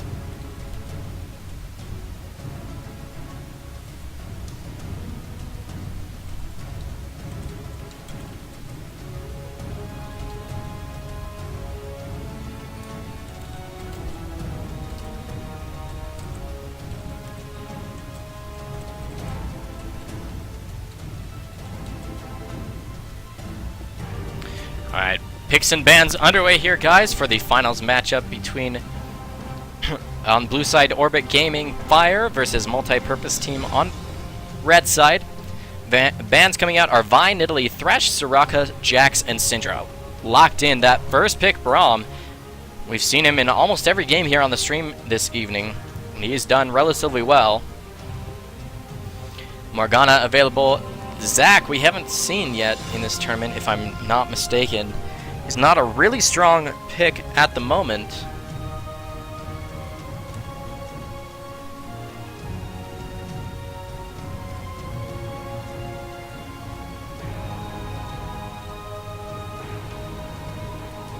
We'll see what gets locked in. It will be that Morgana support and Wukong in the jungle. Orianna, a possibility for that mid lane pick.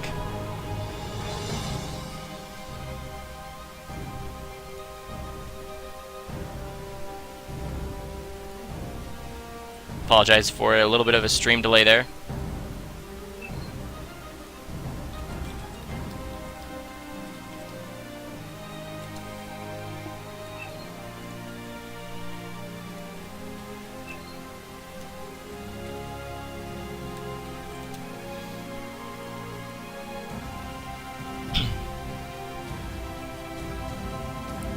Alright, again locked in, we have Lee Sin, most likely in the top lane. We've seen a lot more top lane Lee Sin than jungle Lee Sin. Orianna for the mid, support Braum, again support Morgana, jungle Wukong, Lucian as the marksman in the bottom lane, and we got Yasuo locked in. Could be top lane or mid lane, we'll see how things turn out. We need a marksman and a solo laner, or jungle. It'll be Ryze top lane, and it will, if that does indeed get locked in. LMQ TC Vasily, not the real one by the way, guys, but an awesome summoner nonetheless. He's really strong in that AD carry position as well. Locking in that Caitlyn, it will be top lane Ryze. Probably trading up to Barcode for that teleport spell. It'll be jungle Lee Sin. Could be a Veigar mid. It'll be an interesting choice against a Orianna. LeBlanc also available.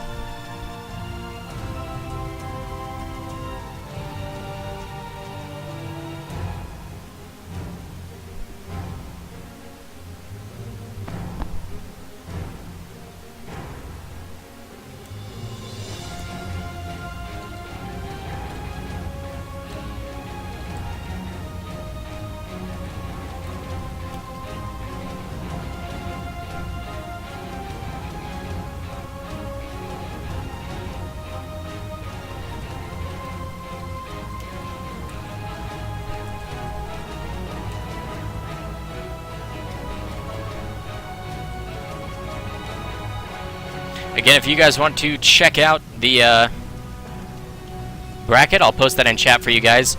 We are into the finals. If you want to see how we got here, then you can check that out. Also, the third place match was forfeited by Team Muggish. They had just a time constraint, so unfortunate for them. But they do get an RP reward for fourth place, so that'll award third place to Alaskan Bullworms. And this match will determine first and second place here, the finals of NotSoStockGaming's open bracket tournament this evening between Orbit Gaming Fire and Multi-Purpose Team. Seen some great teams out of MPT throughout the evening. We'll see if they can put on a great show here against a really strong team of Orbit Gaming Fire. 10 more seconds to move around summoners, check runes and masteries, skins, and make sure that everybody's on the right champion. Looks like it'll be a mid lane Lulu as that last lock-in. Now everything is secured the way you see it on your screen. 3 minutes remain on that spectator delay before we load on to Summoner's Rift here, guys. Again, my name is Impossible. On behalf of NotSoStockGaming, I'd love to welcome you here to the stream if you're just joining us. And thank you for being with us if you have been with us the entire night. Again, this is a return to the finals for Team Orbit, but the first time to the finals for Multi-Purpose Team, but they've been putting on quite a show this evening. Again, the winner of this matchup is awarded 3,200 RP apiece for each of their 5 participating members, as well as the Triumphant Rise skin. It's a hotly contested skin, as it is only available through community events like ours. If you want your shot on it, log on to NotSoStock.ca. If you don't have a team but you want to create one, use our Team Finder feature, where if you just have 3 friends and you're missing a couple members to make a team, you can use that in the reverse process of a solo member, just to pick up a couple members for your team. Although if you're a solo member looking for a team, you can use it also as our Team Finder feature, so that you can be picked up by a team or look for the teams that are seeking members. Again, the Team Finder feature, NotSoStock.ca. Also, if you're a solo member looking to up your game in solo queue to climb up those ladders, or if your ranked 5s team needs a little bit direction from a high elo coach, we have coaching standing by, ready as a service, also through our website at NotSoStock.ca. If you really want to support us, you can invite your friends to come and watch the stream, follow the stream, check us out on Facebook and Twitter, as well as follow us here on Twitch. We'd love to have you join us throughout the week. If you really want to support us directly, you can click that donation button at the bottom of the stream. Donate to us through PayPal. Everything helps us to grow this community and service for you guys. Really, everything as simple as just telling your friends about us and sending them to our website to check out what we're all about really makes a difference. About 45 seconds remain here for the stream delay, the spectator delay in client, before we get underway for our NotSoStockGaming's Open Bracket Tournament Finals between Team Orbit Gaming Fire and Multi-Purpose Team. The winner of this matchup, again, wins 3,200 RP apiece for each of their 5 participating members, as well as that Triumphant Rise skin. An interesting side anecdote for all of you who are listening. Riot Games is implementing a couple chat restrictions that are quasi-global, so you can check out more information about that in the League forums. If you have been had a chat restriction put against you, it has something to do with that. More information, again, through the LeagueofLegends.com forums. While we're loading onto Summoner's Rift here, guys, I'd love for you to stop by that website, NotSoStock.ca. Check out what we're all about. Also, there's a small announcement about some upcoming rule changes that will take into effect on the 23rd, and how you can get into contact with us about more information regarding those, and how you can put your input. Again, we love your feedback. As a community, we ask that you can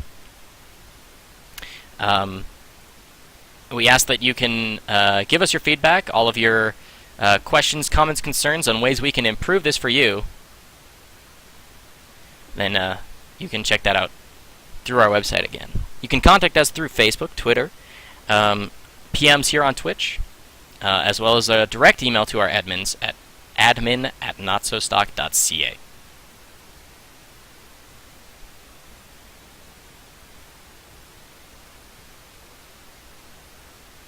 Alright, we're loading here onto Summoner's Rift.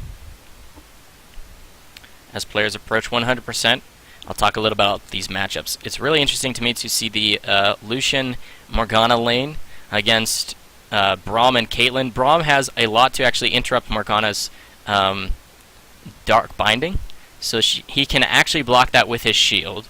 But if Morgana is capable of landing a Dark Binding onto either Caitlyn or Braum, there's a lot of front-end burst damage from that Lucian. Double shot being comboed in with his Q and W spells. You can also use Relentless Pursuit to chase and or disengage. Hoping that there will be a great showing from each of these guys as we're into our finals here as soon as we load on to Summoner's Rift. Again, this is NotSoStockGaming's Open Bracket Tournament. My name is Impossible, and I love shoutcasting for you guys as we're getting underway. Let's move around these matchups here as we get people in their correct placements in the scoreboard. There we are. Looks like we might have a 5-man invaded as we have a lot of assist me pings coming up from blue team into the jungle here in the river. We have the top laner still in this area too. He has teleport to get back to top lane or can recall.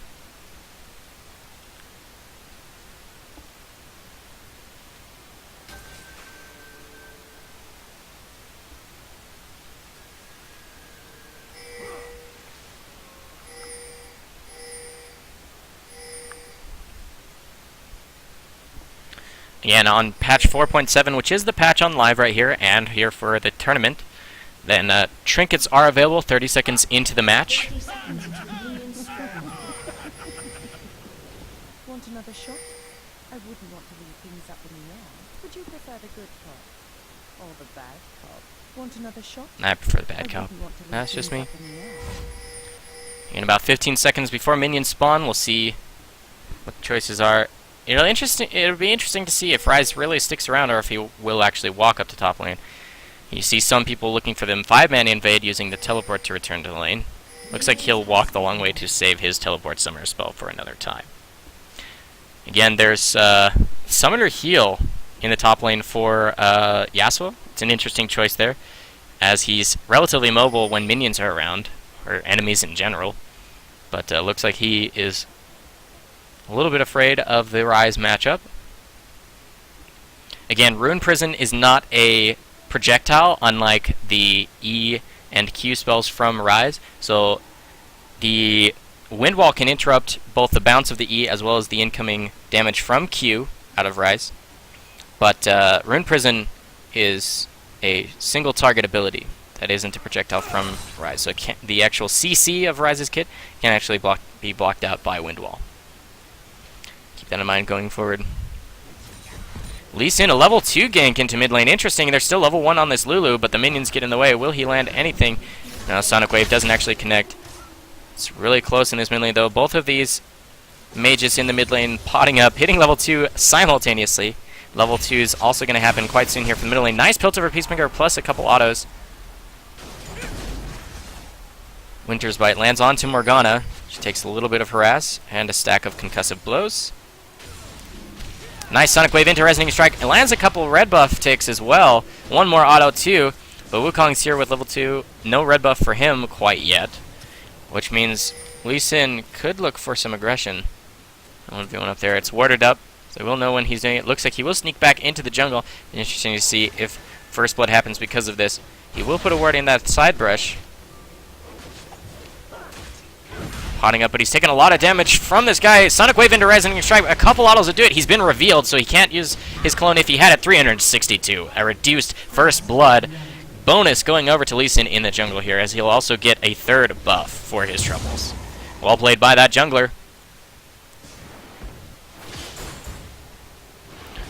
A Carton on that Lulu, trying to last hit underneath the turret, but he's taking a lot of damage. And look at the zoning potential from command attack, using the orb to keep control of this mid lane. Alright, down in this bottom lane. Nice.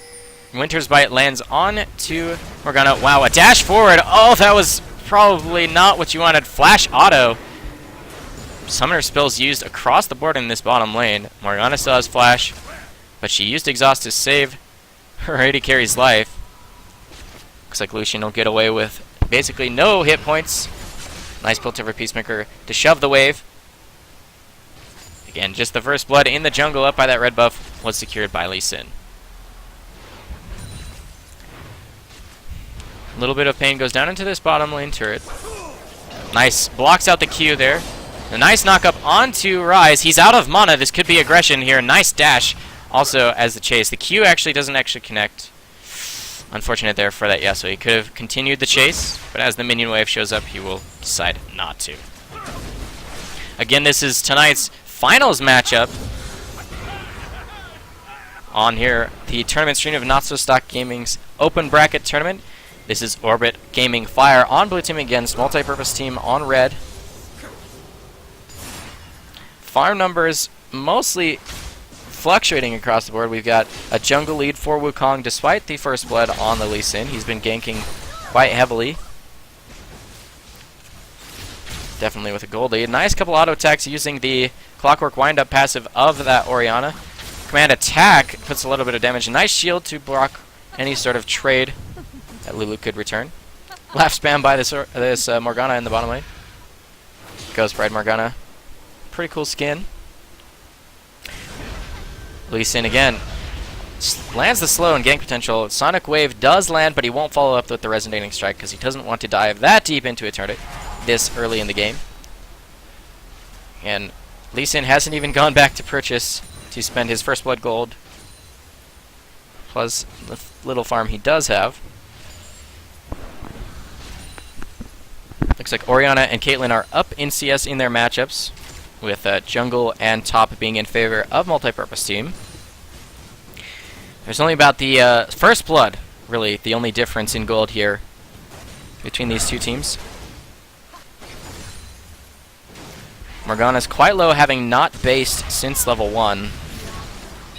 Again, Sonic Wave lands, not followed up by Resonating Strike. Here's the Wukong, but he will get spotted out, and aggression will be reduced in that mid lane. Nice. Winter's Bite actually lands onto Morgana. She gets slowed.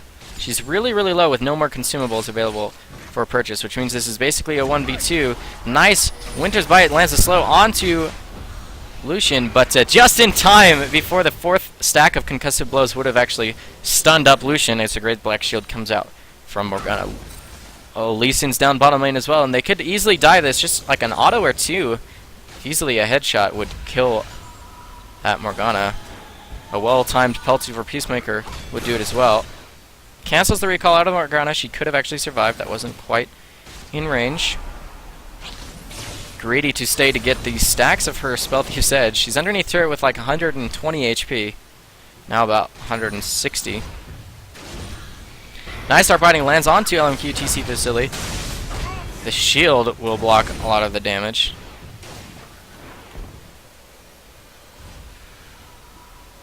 Look at all the blinking red health bars across the side for Multipurpose Gaming. They were able to secure a kill in the top lane. Just a solo kill between Yasuo and Ryze.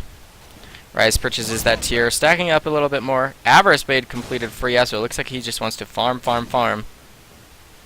Who can blame me if you're winning your matchup? Also, Orianna doing really well against this Lulu. Zoning her out from a lot of CS as well as putting it on a lot of harass, which is the overall zoning potential with the ball.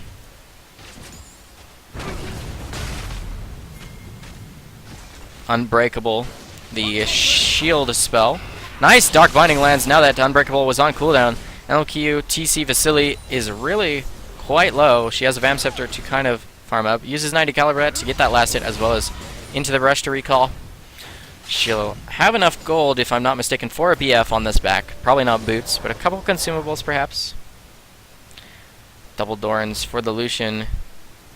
Okay, instead of going for BF sword, looks like she'll complete the Vamp Scepter and tier 2 boots.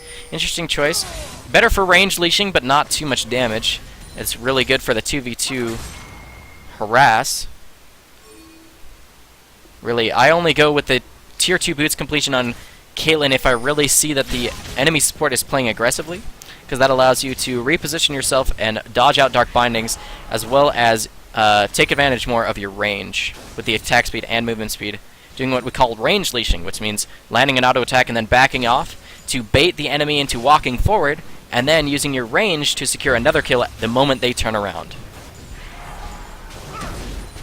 Nice Winter's Bite lands down onto Morgana, landing a little bit of harass and slow. That spell's damage scales off of Brahm's maximum HP. As you can see, he's been stacking a decent amount of that, trying to build up the face of the mountain quite early. E blocked out by Windwall, but there's the Runic Prison into Q out of that Rise. Dark Binding doesn't quite connect, but things have been relatively equal here in the bottom lane. Nobody has died. 69 to 65 in total CS.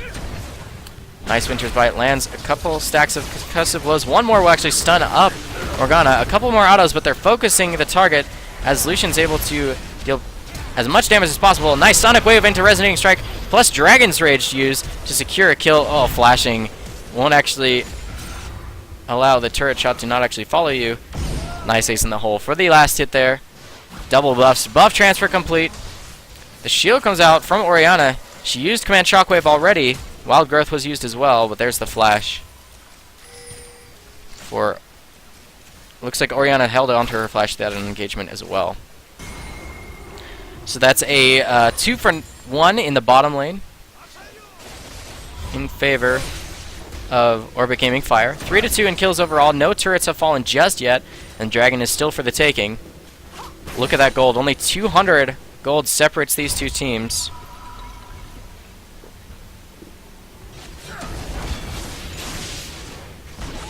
they try to get some nice harass down. The 9 caliber net into Piltover Peacemaker. Normally you'd want to conserve your mana, but if you've got a blue buff like this Caitlyn does, just spam your spells to deal up some serious harass. Again, the only sustain for this Lucian is his consumables and the double Doran's passives, but we got a Vam Scepter on the side of Caitlyn. She has less damage overall because she has tier 2 boots to the BF sword of Lucian, but she's got the red buff passive, ticks of true damage and slow, plus she can reapply it a lot more with the attack speed from her Berserker's Grapes.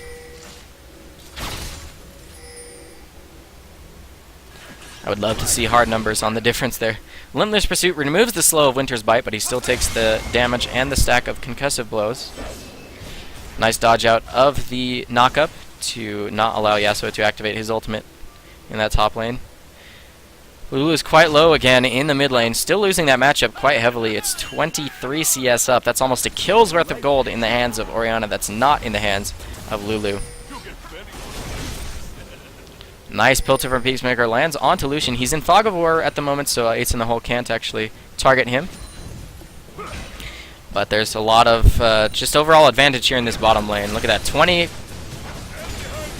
CS up and a kill. Oh, will it be blocked out? Nice, Morgana body blocks the Ace in the Hole. That would have been a kill. Falling onto Lucian there. Piltover Peacemaker doesn't quite connect. She still has blue buff and red buff in that bottom lane. Nice knock-up lands, but it's underneath the turret, so Yasuo won't follow up with his ultimate. He's got all of his summoner spells. Rise's teleport is on CD, but he does have his flash. Overcharge using that top lane to shove. But that'll mean there's not a lot of minions remaining. First stone in the game. Actually, first and second stone fall both in quick succession, both of them in favor of Orbit Gaming Fire as they put on a lot of aggression here. Lee Sin could try an insect here. Looks like Wukong will go in using his Cyclone to basically save his team as much as he could. A couple more autos will secure a kill, but the great Dark Binding plus the Whimsy for the movement speed will mean Morgana will get away safely with just about 60 to 80 HP would be my guess there. But this could be first dragon of the game, also going over to Orbit Gaming Fire. That'll increase their gold lead by another 1,000 or so. They're already up about 2k with the 2 turrets in their favor. 3 kills up as well. Farm numbers really in the favor in the top lane and jungle in favor of red side here, but blue side in the mid lane and bottom lane have been doing everything in their favor. Oh, the Glitter Lance steals it away. Lulu gets her own blue buff against 4 members. Well played. Well played indeed. Hasayo. Again, Yasuo, we've seen a lot.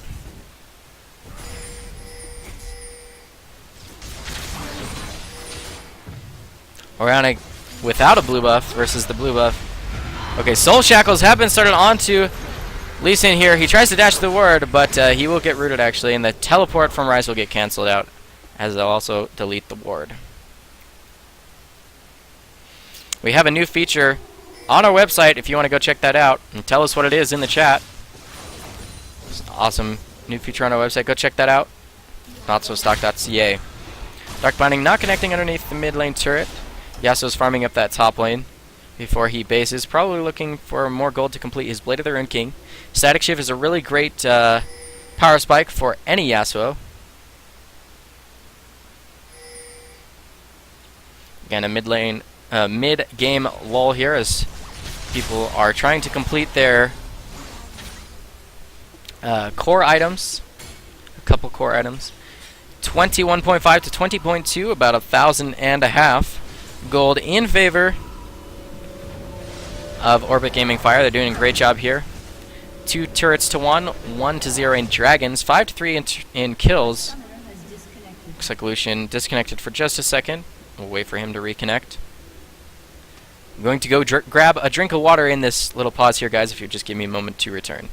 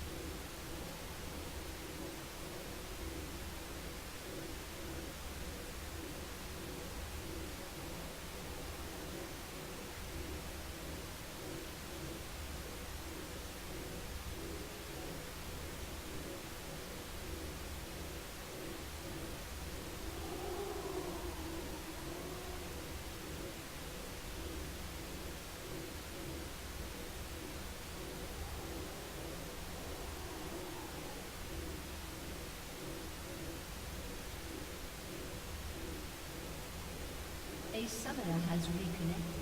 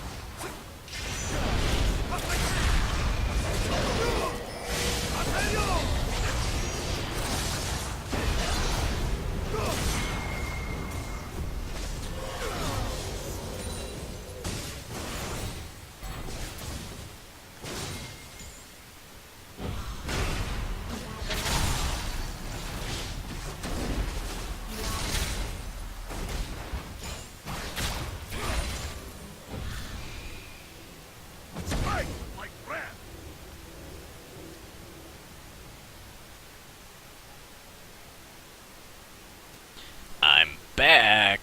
Like the Jax, right? Jax was banned out this game, though. Thanks for being patient for me, grabbing a drink. Alright, looks we got Lucian reconnected here. Again, just about 1,500 gold separates these two teams.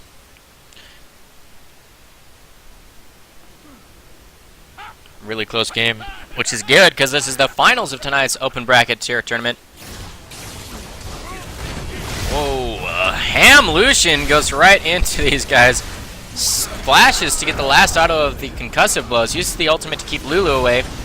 Morgana's in the middle of 4. Doesn't want to waste soul shackles, but does use her flash to try and get away. But can't. That's a couple kills for nothing. Going over in favor of Orbit Gaming Fire. Yeah, so it has the knockup available. But again, this is a 5v3 as Caitlyn walks over to join the team.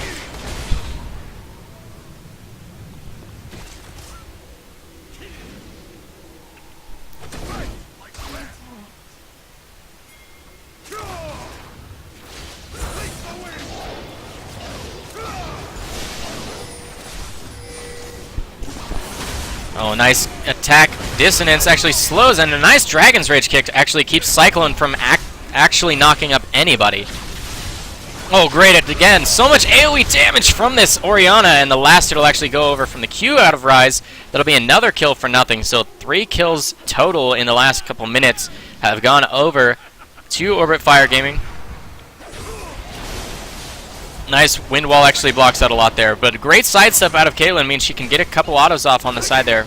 Nice knockup lands onto a 2. Again, there's a numbers disadvantage here. Oh, yeah, so it takes so much damage. Soul Shackles actually locks down Rise and gets the last hit with the final tick of it. The fights have been going on for so long that actually attack Dissonance was available once again. Doesn't actually get the last hit onto Lulu there. Oh, the pool might be enough, but oh wow, that's actually a save from Braum here, guys. Braum actually saved his friend by giving him a little bit more magic resist by using Stand Behind Me. Well played on that new champion, saving his friend. A decent turnaround here for this team, which means they'll be able to secure that. In 8 seconds, the dragon spawns. Red team might want to take it. Blue team is pinging it, which means they probably have the timer a little bit better than red team. As the AD carry backs and the jungler has used Smite recently, they won't be able to contest that. Unfortunately, that'll be another dragon going over to Orbit Gaming Fire. they run over that way. Grab ward coverage just to make sure that they do see it is still available. Wukong is here, puts a ward down. Look at the minions pushing the bottom lane too. And they get over to secure this. They have 5 members here. Yasuo doesn't have teleport and is solo pushing a top lane. Interesting choice.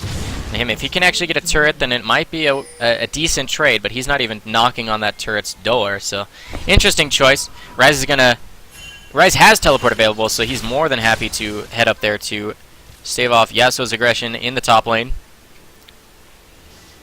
Caitlyn shoving out that bottom lane. It was about a triple wave down there, so she's not afraid of picking up even more CS to gain more of an advantage over Lucian here. She's got more kills, same assists, but even about 2 kills worth of gold in the minions difference. So BT into Zeal, so she's up about 2,000 gold, almost 2,000 gold. I'd say about 1,500, excuse me, 1,500 gold over Lucian at the moment. The total global gold as well as just the different farm numbers. About 2,000 gold separates these teams. In fact, it might all be just on global gold.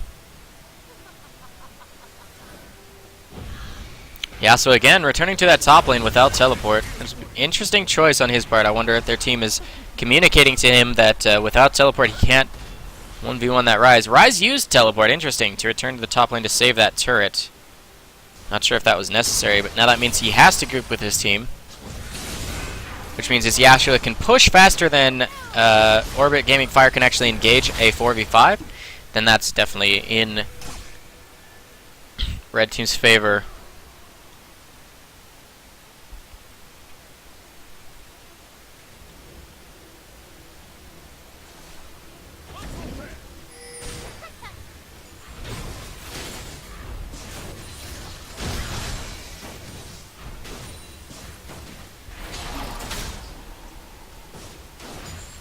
Again, welcome to the stream. If you're just joining us, thanks for being with us. If you've been here a while, my name's Impossible and I'm shoutcasting on behalf of NotSoStockGaming. This is our open bracket tournament. This is the finals. The winner of this matchup ends up being awarded 3,200 RP apiece, as well as Triumphant Ryze skin, issued by Riot Games. The only way to earn that skin is through winning a community event like ours. If you want your shot at that, log on to NotSoStock.ca.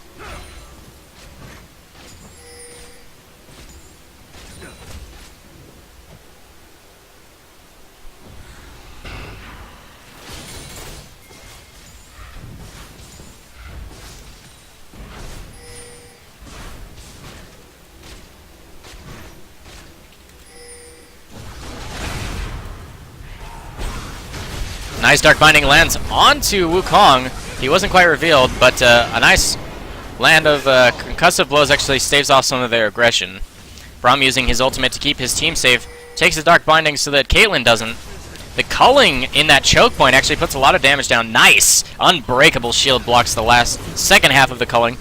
Caitlyn gets last hit from range onto that Morgana. Gonna make a killing spree for this Caitlyn. She's 3-0-2, hasn't quite died yet. With a lot of extra farm over Lucian as well. They're going to be aggressing up here against this top lane. Pink ward goes down to keep eyes on the monkey. Don't want to deal with him. Winter's Bite doesn't actually connect onto Wukong, but nice command attack. Dissonance deals enough damage. Nice poke from this team, even though they also have great all-in. That'll be another turret going over in their favor.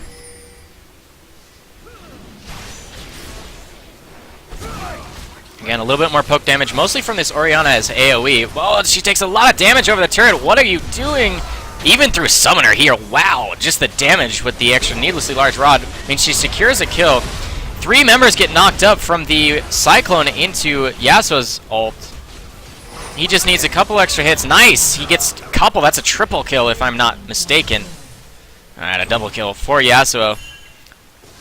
AP Lulu slows onto this Lee Sin, but he's a safeguard to get away. Orianna gets away quite safely. Actually, that ends up being a 3-for-2 in favor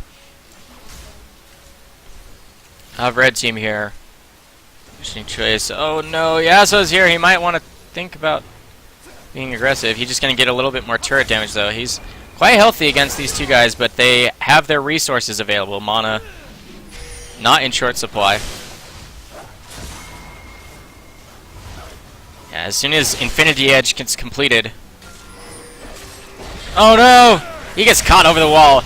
Armor pen for Yasuo here, but he walks into 3. Nice Rune Prison to actually keep him out of melee range.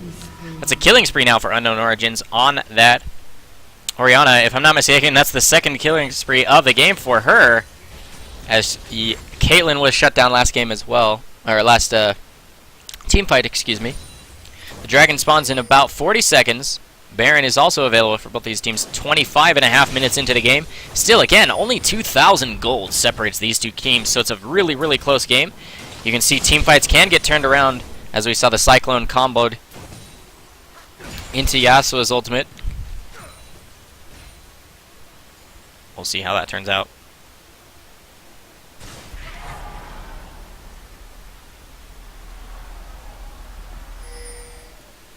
Ryze pushing that top lane now that he does have teleport, can return to his team whenever he so pleases.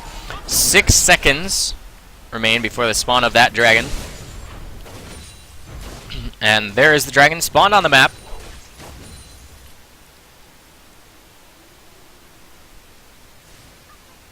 We'll see what these teams decide to do. Ryze actually recalling, interesting choice there. Yasuo will be able to save his turret. But because Yasuo doesn't have teleport, that's the go-ahead for the dragon here. Looks like they decide to rush for Baron, if I'm not mistaken. They need to at least start it. Or they'll rush for that top lane turret. They want to get something for giving up dragon. Yasuo is shoving really hard. There's one minion that just needs to die. Okay, minion's on the way. They don't really have a strong tank line to tank up the turret. There's no vision in the Baron pit, so they might think that they're doing that. This could be a choke or a pincer move. Oh, Ryze gets caught out by 5. That's just superior vision control for red team. And Ryze is relatively tanky with Rod of Ages, plus a lot of armor. Morgana thought about going into Shoal Shackles, a decent number of them, but took too much damage. Oh, Cyclone doesn't actually connect onto anybody. Nice now, 90 caliber net to avoid that last tick of it. A couple people get on top of Caitlyn. She does have a lot of damage, though. Lucian's around the back trying to get her.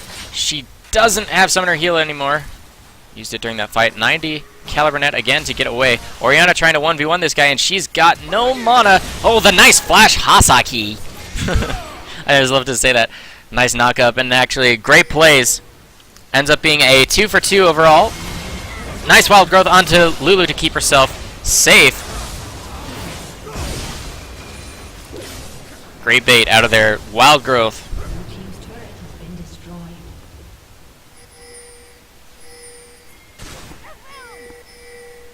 Blue buff is available for the taking here. Again, blue buff sucks on Yasuo. He's basically worthless. They will give blue buff over to Lulu, which is the smartest thing to do there. If Yasuo picked up a decent amount of gold there, then he should be able to base and get IE. If that's the case, he's going to be a really scary threat in this next upcoming fight. The next fight could determine it at all. Although, if you think about it, this game is getting closer and closer and closer in terms of gold, with every single fight so close either way. 2 for 3s, back and forth, as now only 1,000 gold separates these two teams. We are 29 minutes here into the match. This is the finals of tonight's open bracket tournament.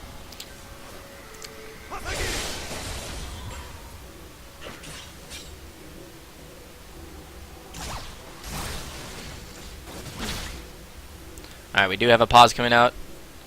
Might have had another disconnect. We'll see how things turn out. Lucian is really overextended at the moment, so I hope it's not him disconnecting and being caught out.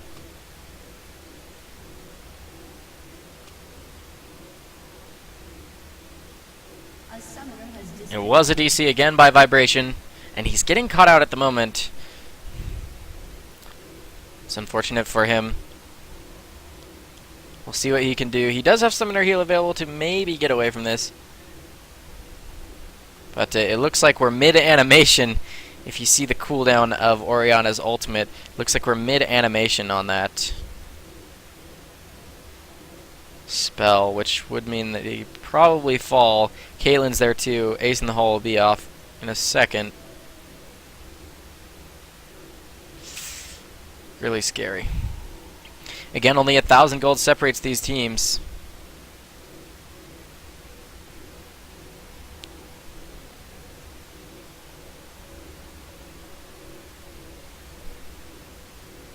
League of pauses.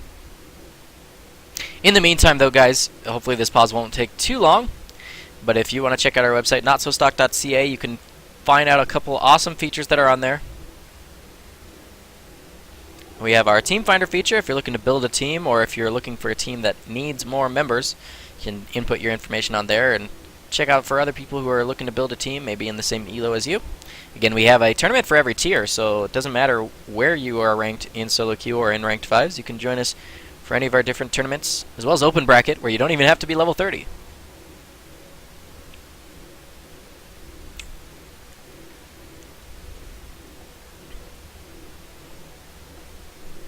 Again, this is Orbit Gaming Fire versus Multi-Purpose Team. This is the finals matchup of tonight's open bracket tournament. The winner of this matchup gets awarded 3,200 RP apiece, as well as the Triumphant Rise skin for each of their 5 participating members.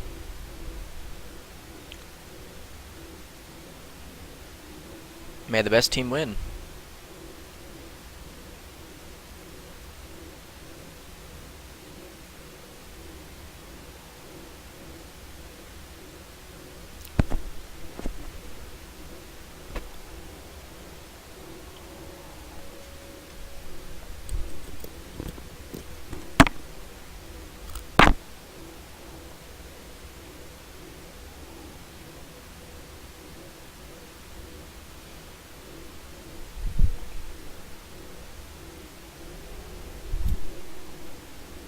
Again, we apologize for this short little delay, guys. Hit that follow button so you can follow us throughout the rest of the week for our upcoming tournaments.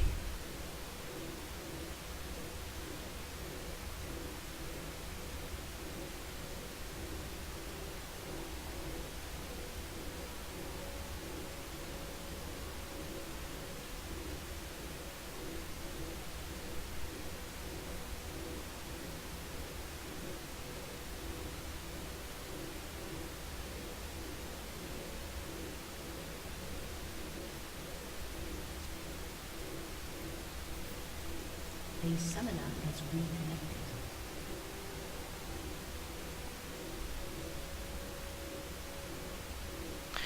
Alrighty, hopefully Lucian will be able to survive this here. I'm hoping it wasn't a disconnect that got him into this situation.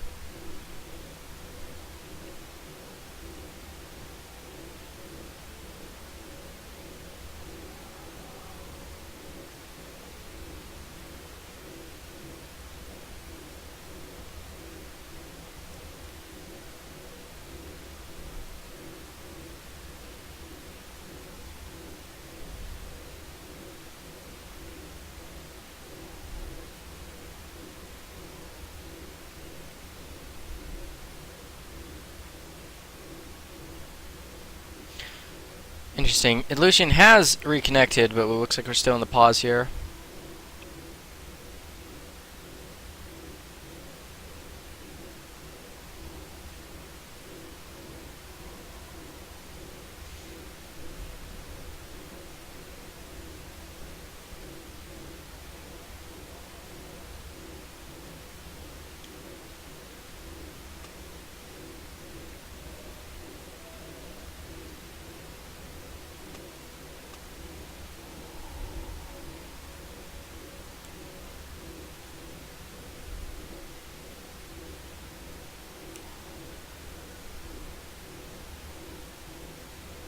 Only a maximum of 15 minutes of total pause time is allowed, so as we're resuming, keep in mind that only 6 more minutes of pause time is allowed in this game. Oh, he doesn't quite make it away, unfortunately. Looks like Baron could be on the table for either of these teams.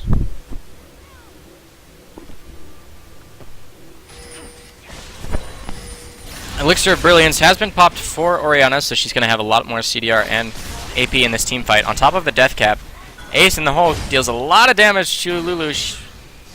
she doesn't have wild growth. Nice Dark Binding. Slows the aggression out of that Lee Sin. Great ward coverage by all these guys across the map. Oh, so much poke goes down onto Morgana. She has like no magic resist on top of that chalice, so Braum gets knocked up, but that's not the target they want. Nice! A little bit of damage goes down onto Orianna with the Dark Binding. Attack dissonance, decent amount of damage. Another command attack takes Lucian down to about 55% HP.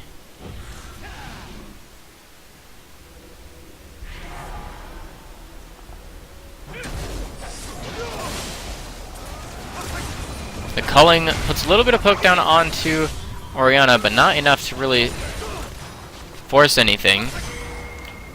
The range from Caitlyn puts a little bit of damage onto the turrets, but minions are pushing in favor of Orbit Gaming Fire, blue team, so they might want to just be patient, be patient. Let's land onto Lulu, trying to bait something here. Nice wombo combo out of the Cyclone and the Yasuo to actually delete Caitlyn. Looks like Orianna will fall after getting a double kill for herself. More chase here. Yasuo gets another kill. That's a double kill for him. It's a 3v2 now.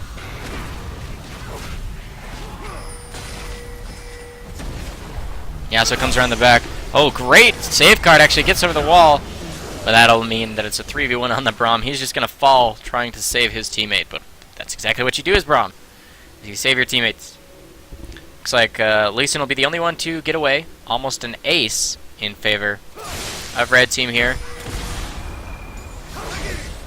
Great wombo combo. Again, the push in the top lane means minions will take down a turret. And now that minions arrive, they'll be... Oh, it's an execute! Here on stream here, guys. The mess up. That's a little bit embarrassing. Oh, the teleport coming out from Rise. Looking to catch somebody out. He's got... Oh, great Dark Binding actually stops it. Ace in the hole puts a little bit of pain down. But she'll be able to get away safely, I think. Yasuo recalls down near that bottom lane. Lucian's shoving this out, but that could mean a Baron. Yeah, they're going to start it up as they had eyes. They knew that Yasuo was still recalling somewhere. And then Lucian's down in the bottom. He has to recall and come as quickly as possible. But look, Baron's already below half. Down to 3,000, 2,000, 1,000, and the smite. And then the last headshot from Caitlyn. We'll actually get that. It was a headshot. Yep. So it'll be Baron going over onto all 5 members of Orbit Gaming Fire. Again, still, even with Baron buff, that's only like 800 gold. Was that 800 gold or so? Separating these two teams? That's not anything when we're 32.5 minutes into the game. One stack of concussive blows off of Winter's bite, landing on Lucian, but he just lifesteals it all back up. Looks like they're going to secure the dragon as well. Hopefully they can get an inhibitor for their troubles.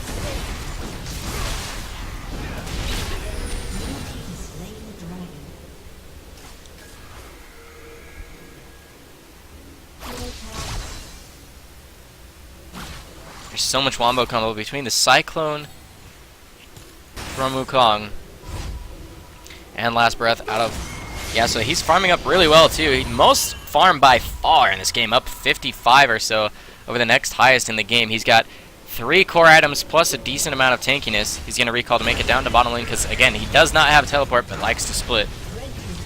They do get at least 1 turret while having Baron.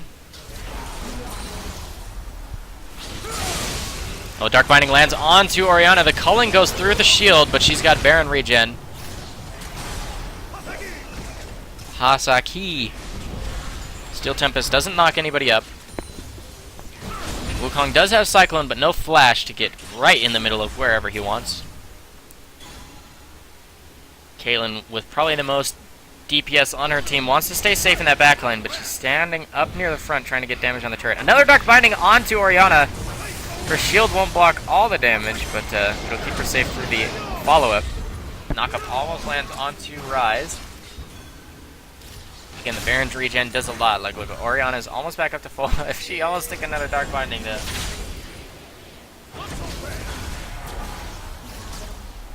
Caitlyn took a tower hit. Looks like they might want to rotate over to a different lane. They take out the ward. But mid lane is actually pushing in. Oh, great. Shockwave lands on the bottom lane duo. But Orianna's really low. She uses spell. She uses the Hourglass when it might have been the worst, but I suppose she gets away. Caitlyn trying to shove up here. They didn't actually get a kill for any of this, which means, I mean, they still have Baron, but they missed a lot of their spells, so they might want to shove up mid lane. Regroup. Purchase.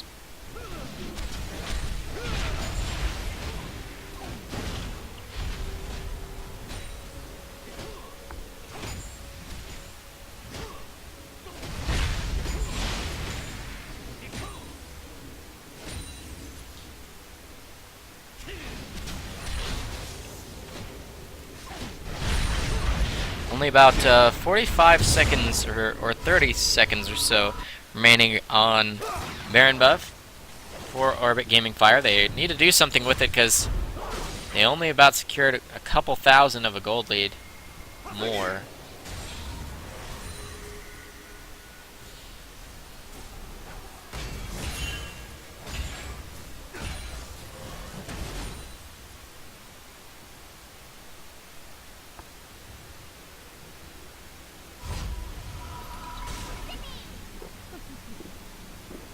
And 4 full items completed by Yasuo. He's got 330 farm, 36 minutes into the game.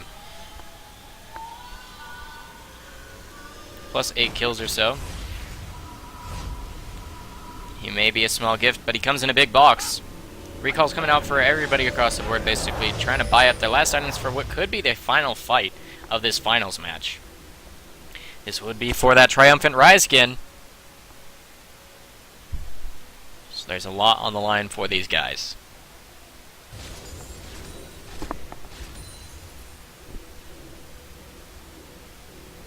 A full damage Caitlyn, that's the interesting thing here. Normally as AD carry, the rule of thumb is only build as much defense as you need to not get 100 to 0'd in in just a couple seconds.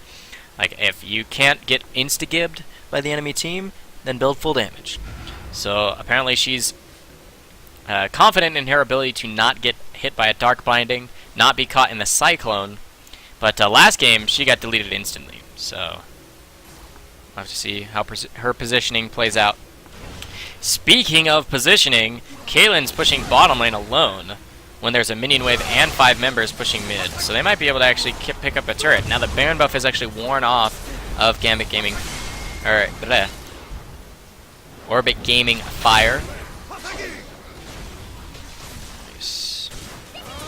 Lulu's quite low though, uses the culling to make sure that nobody chases, but there's not a lot of damage in that culling.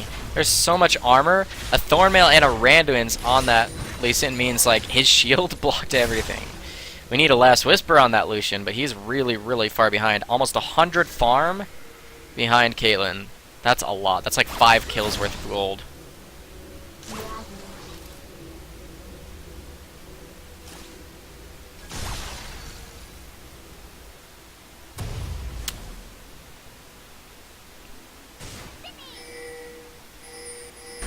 Caitlyn's almost up about 3,000 or 4,000 gold, just like in purchased items.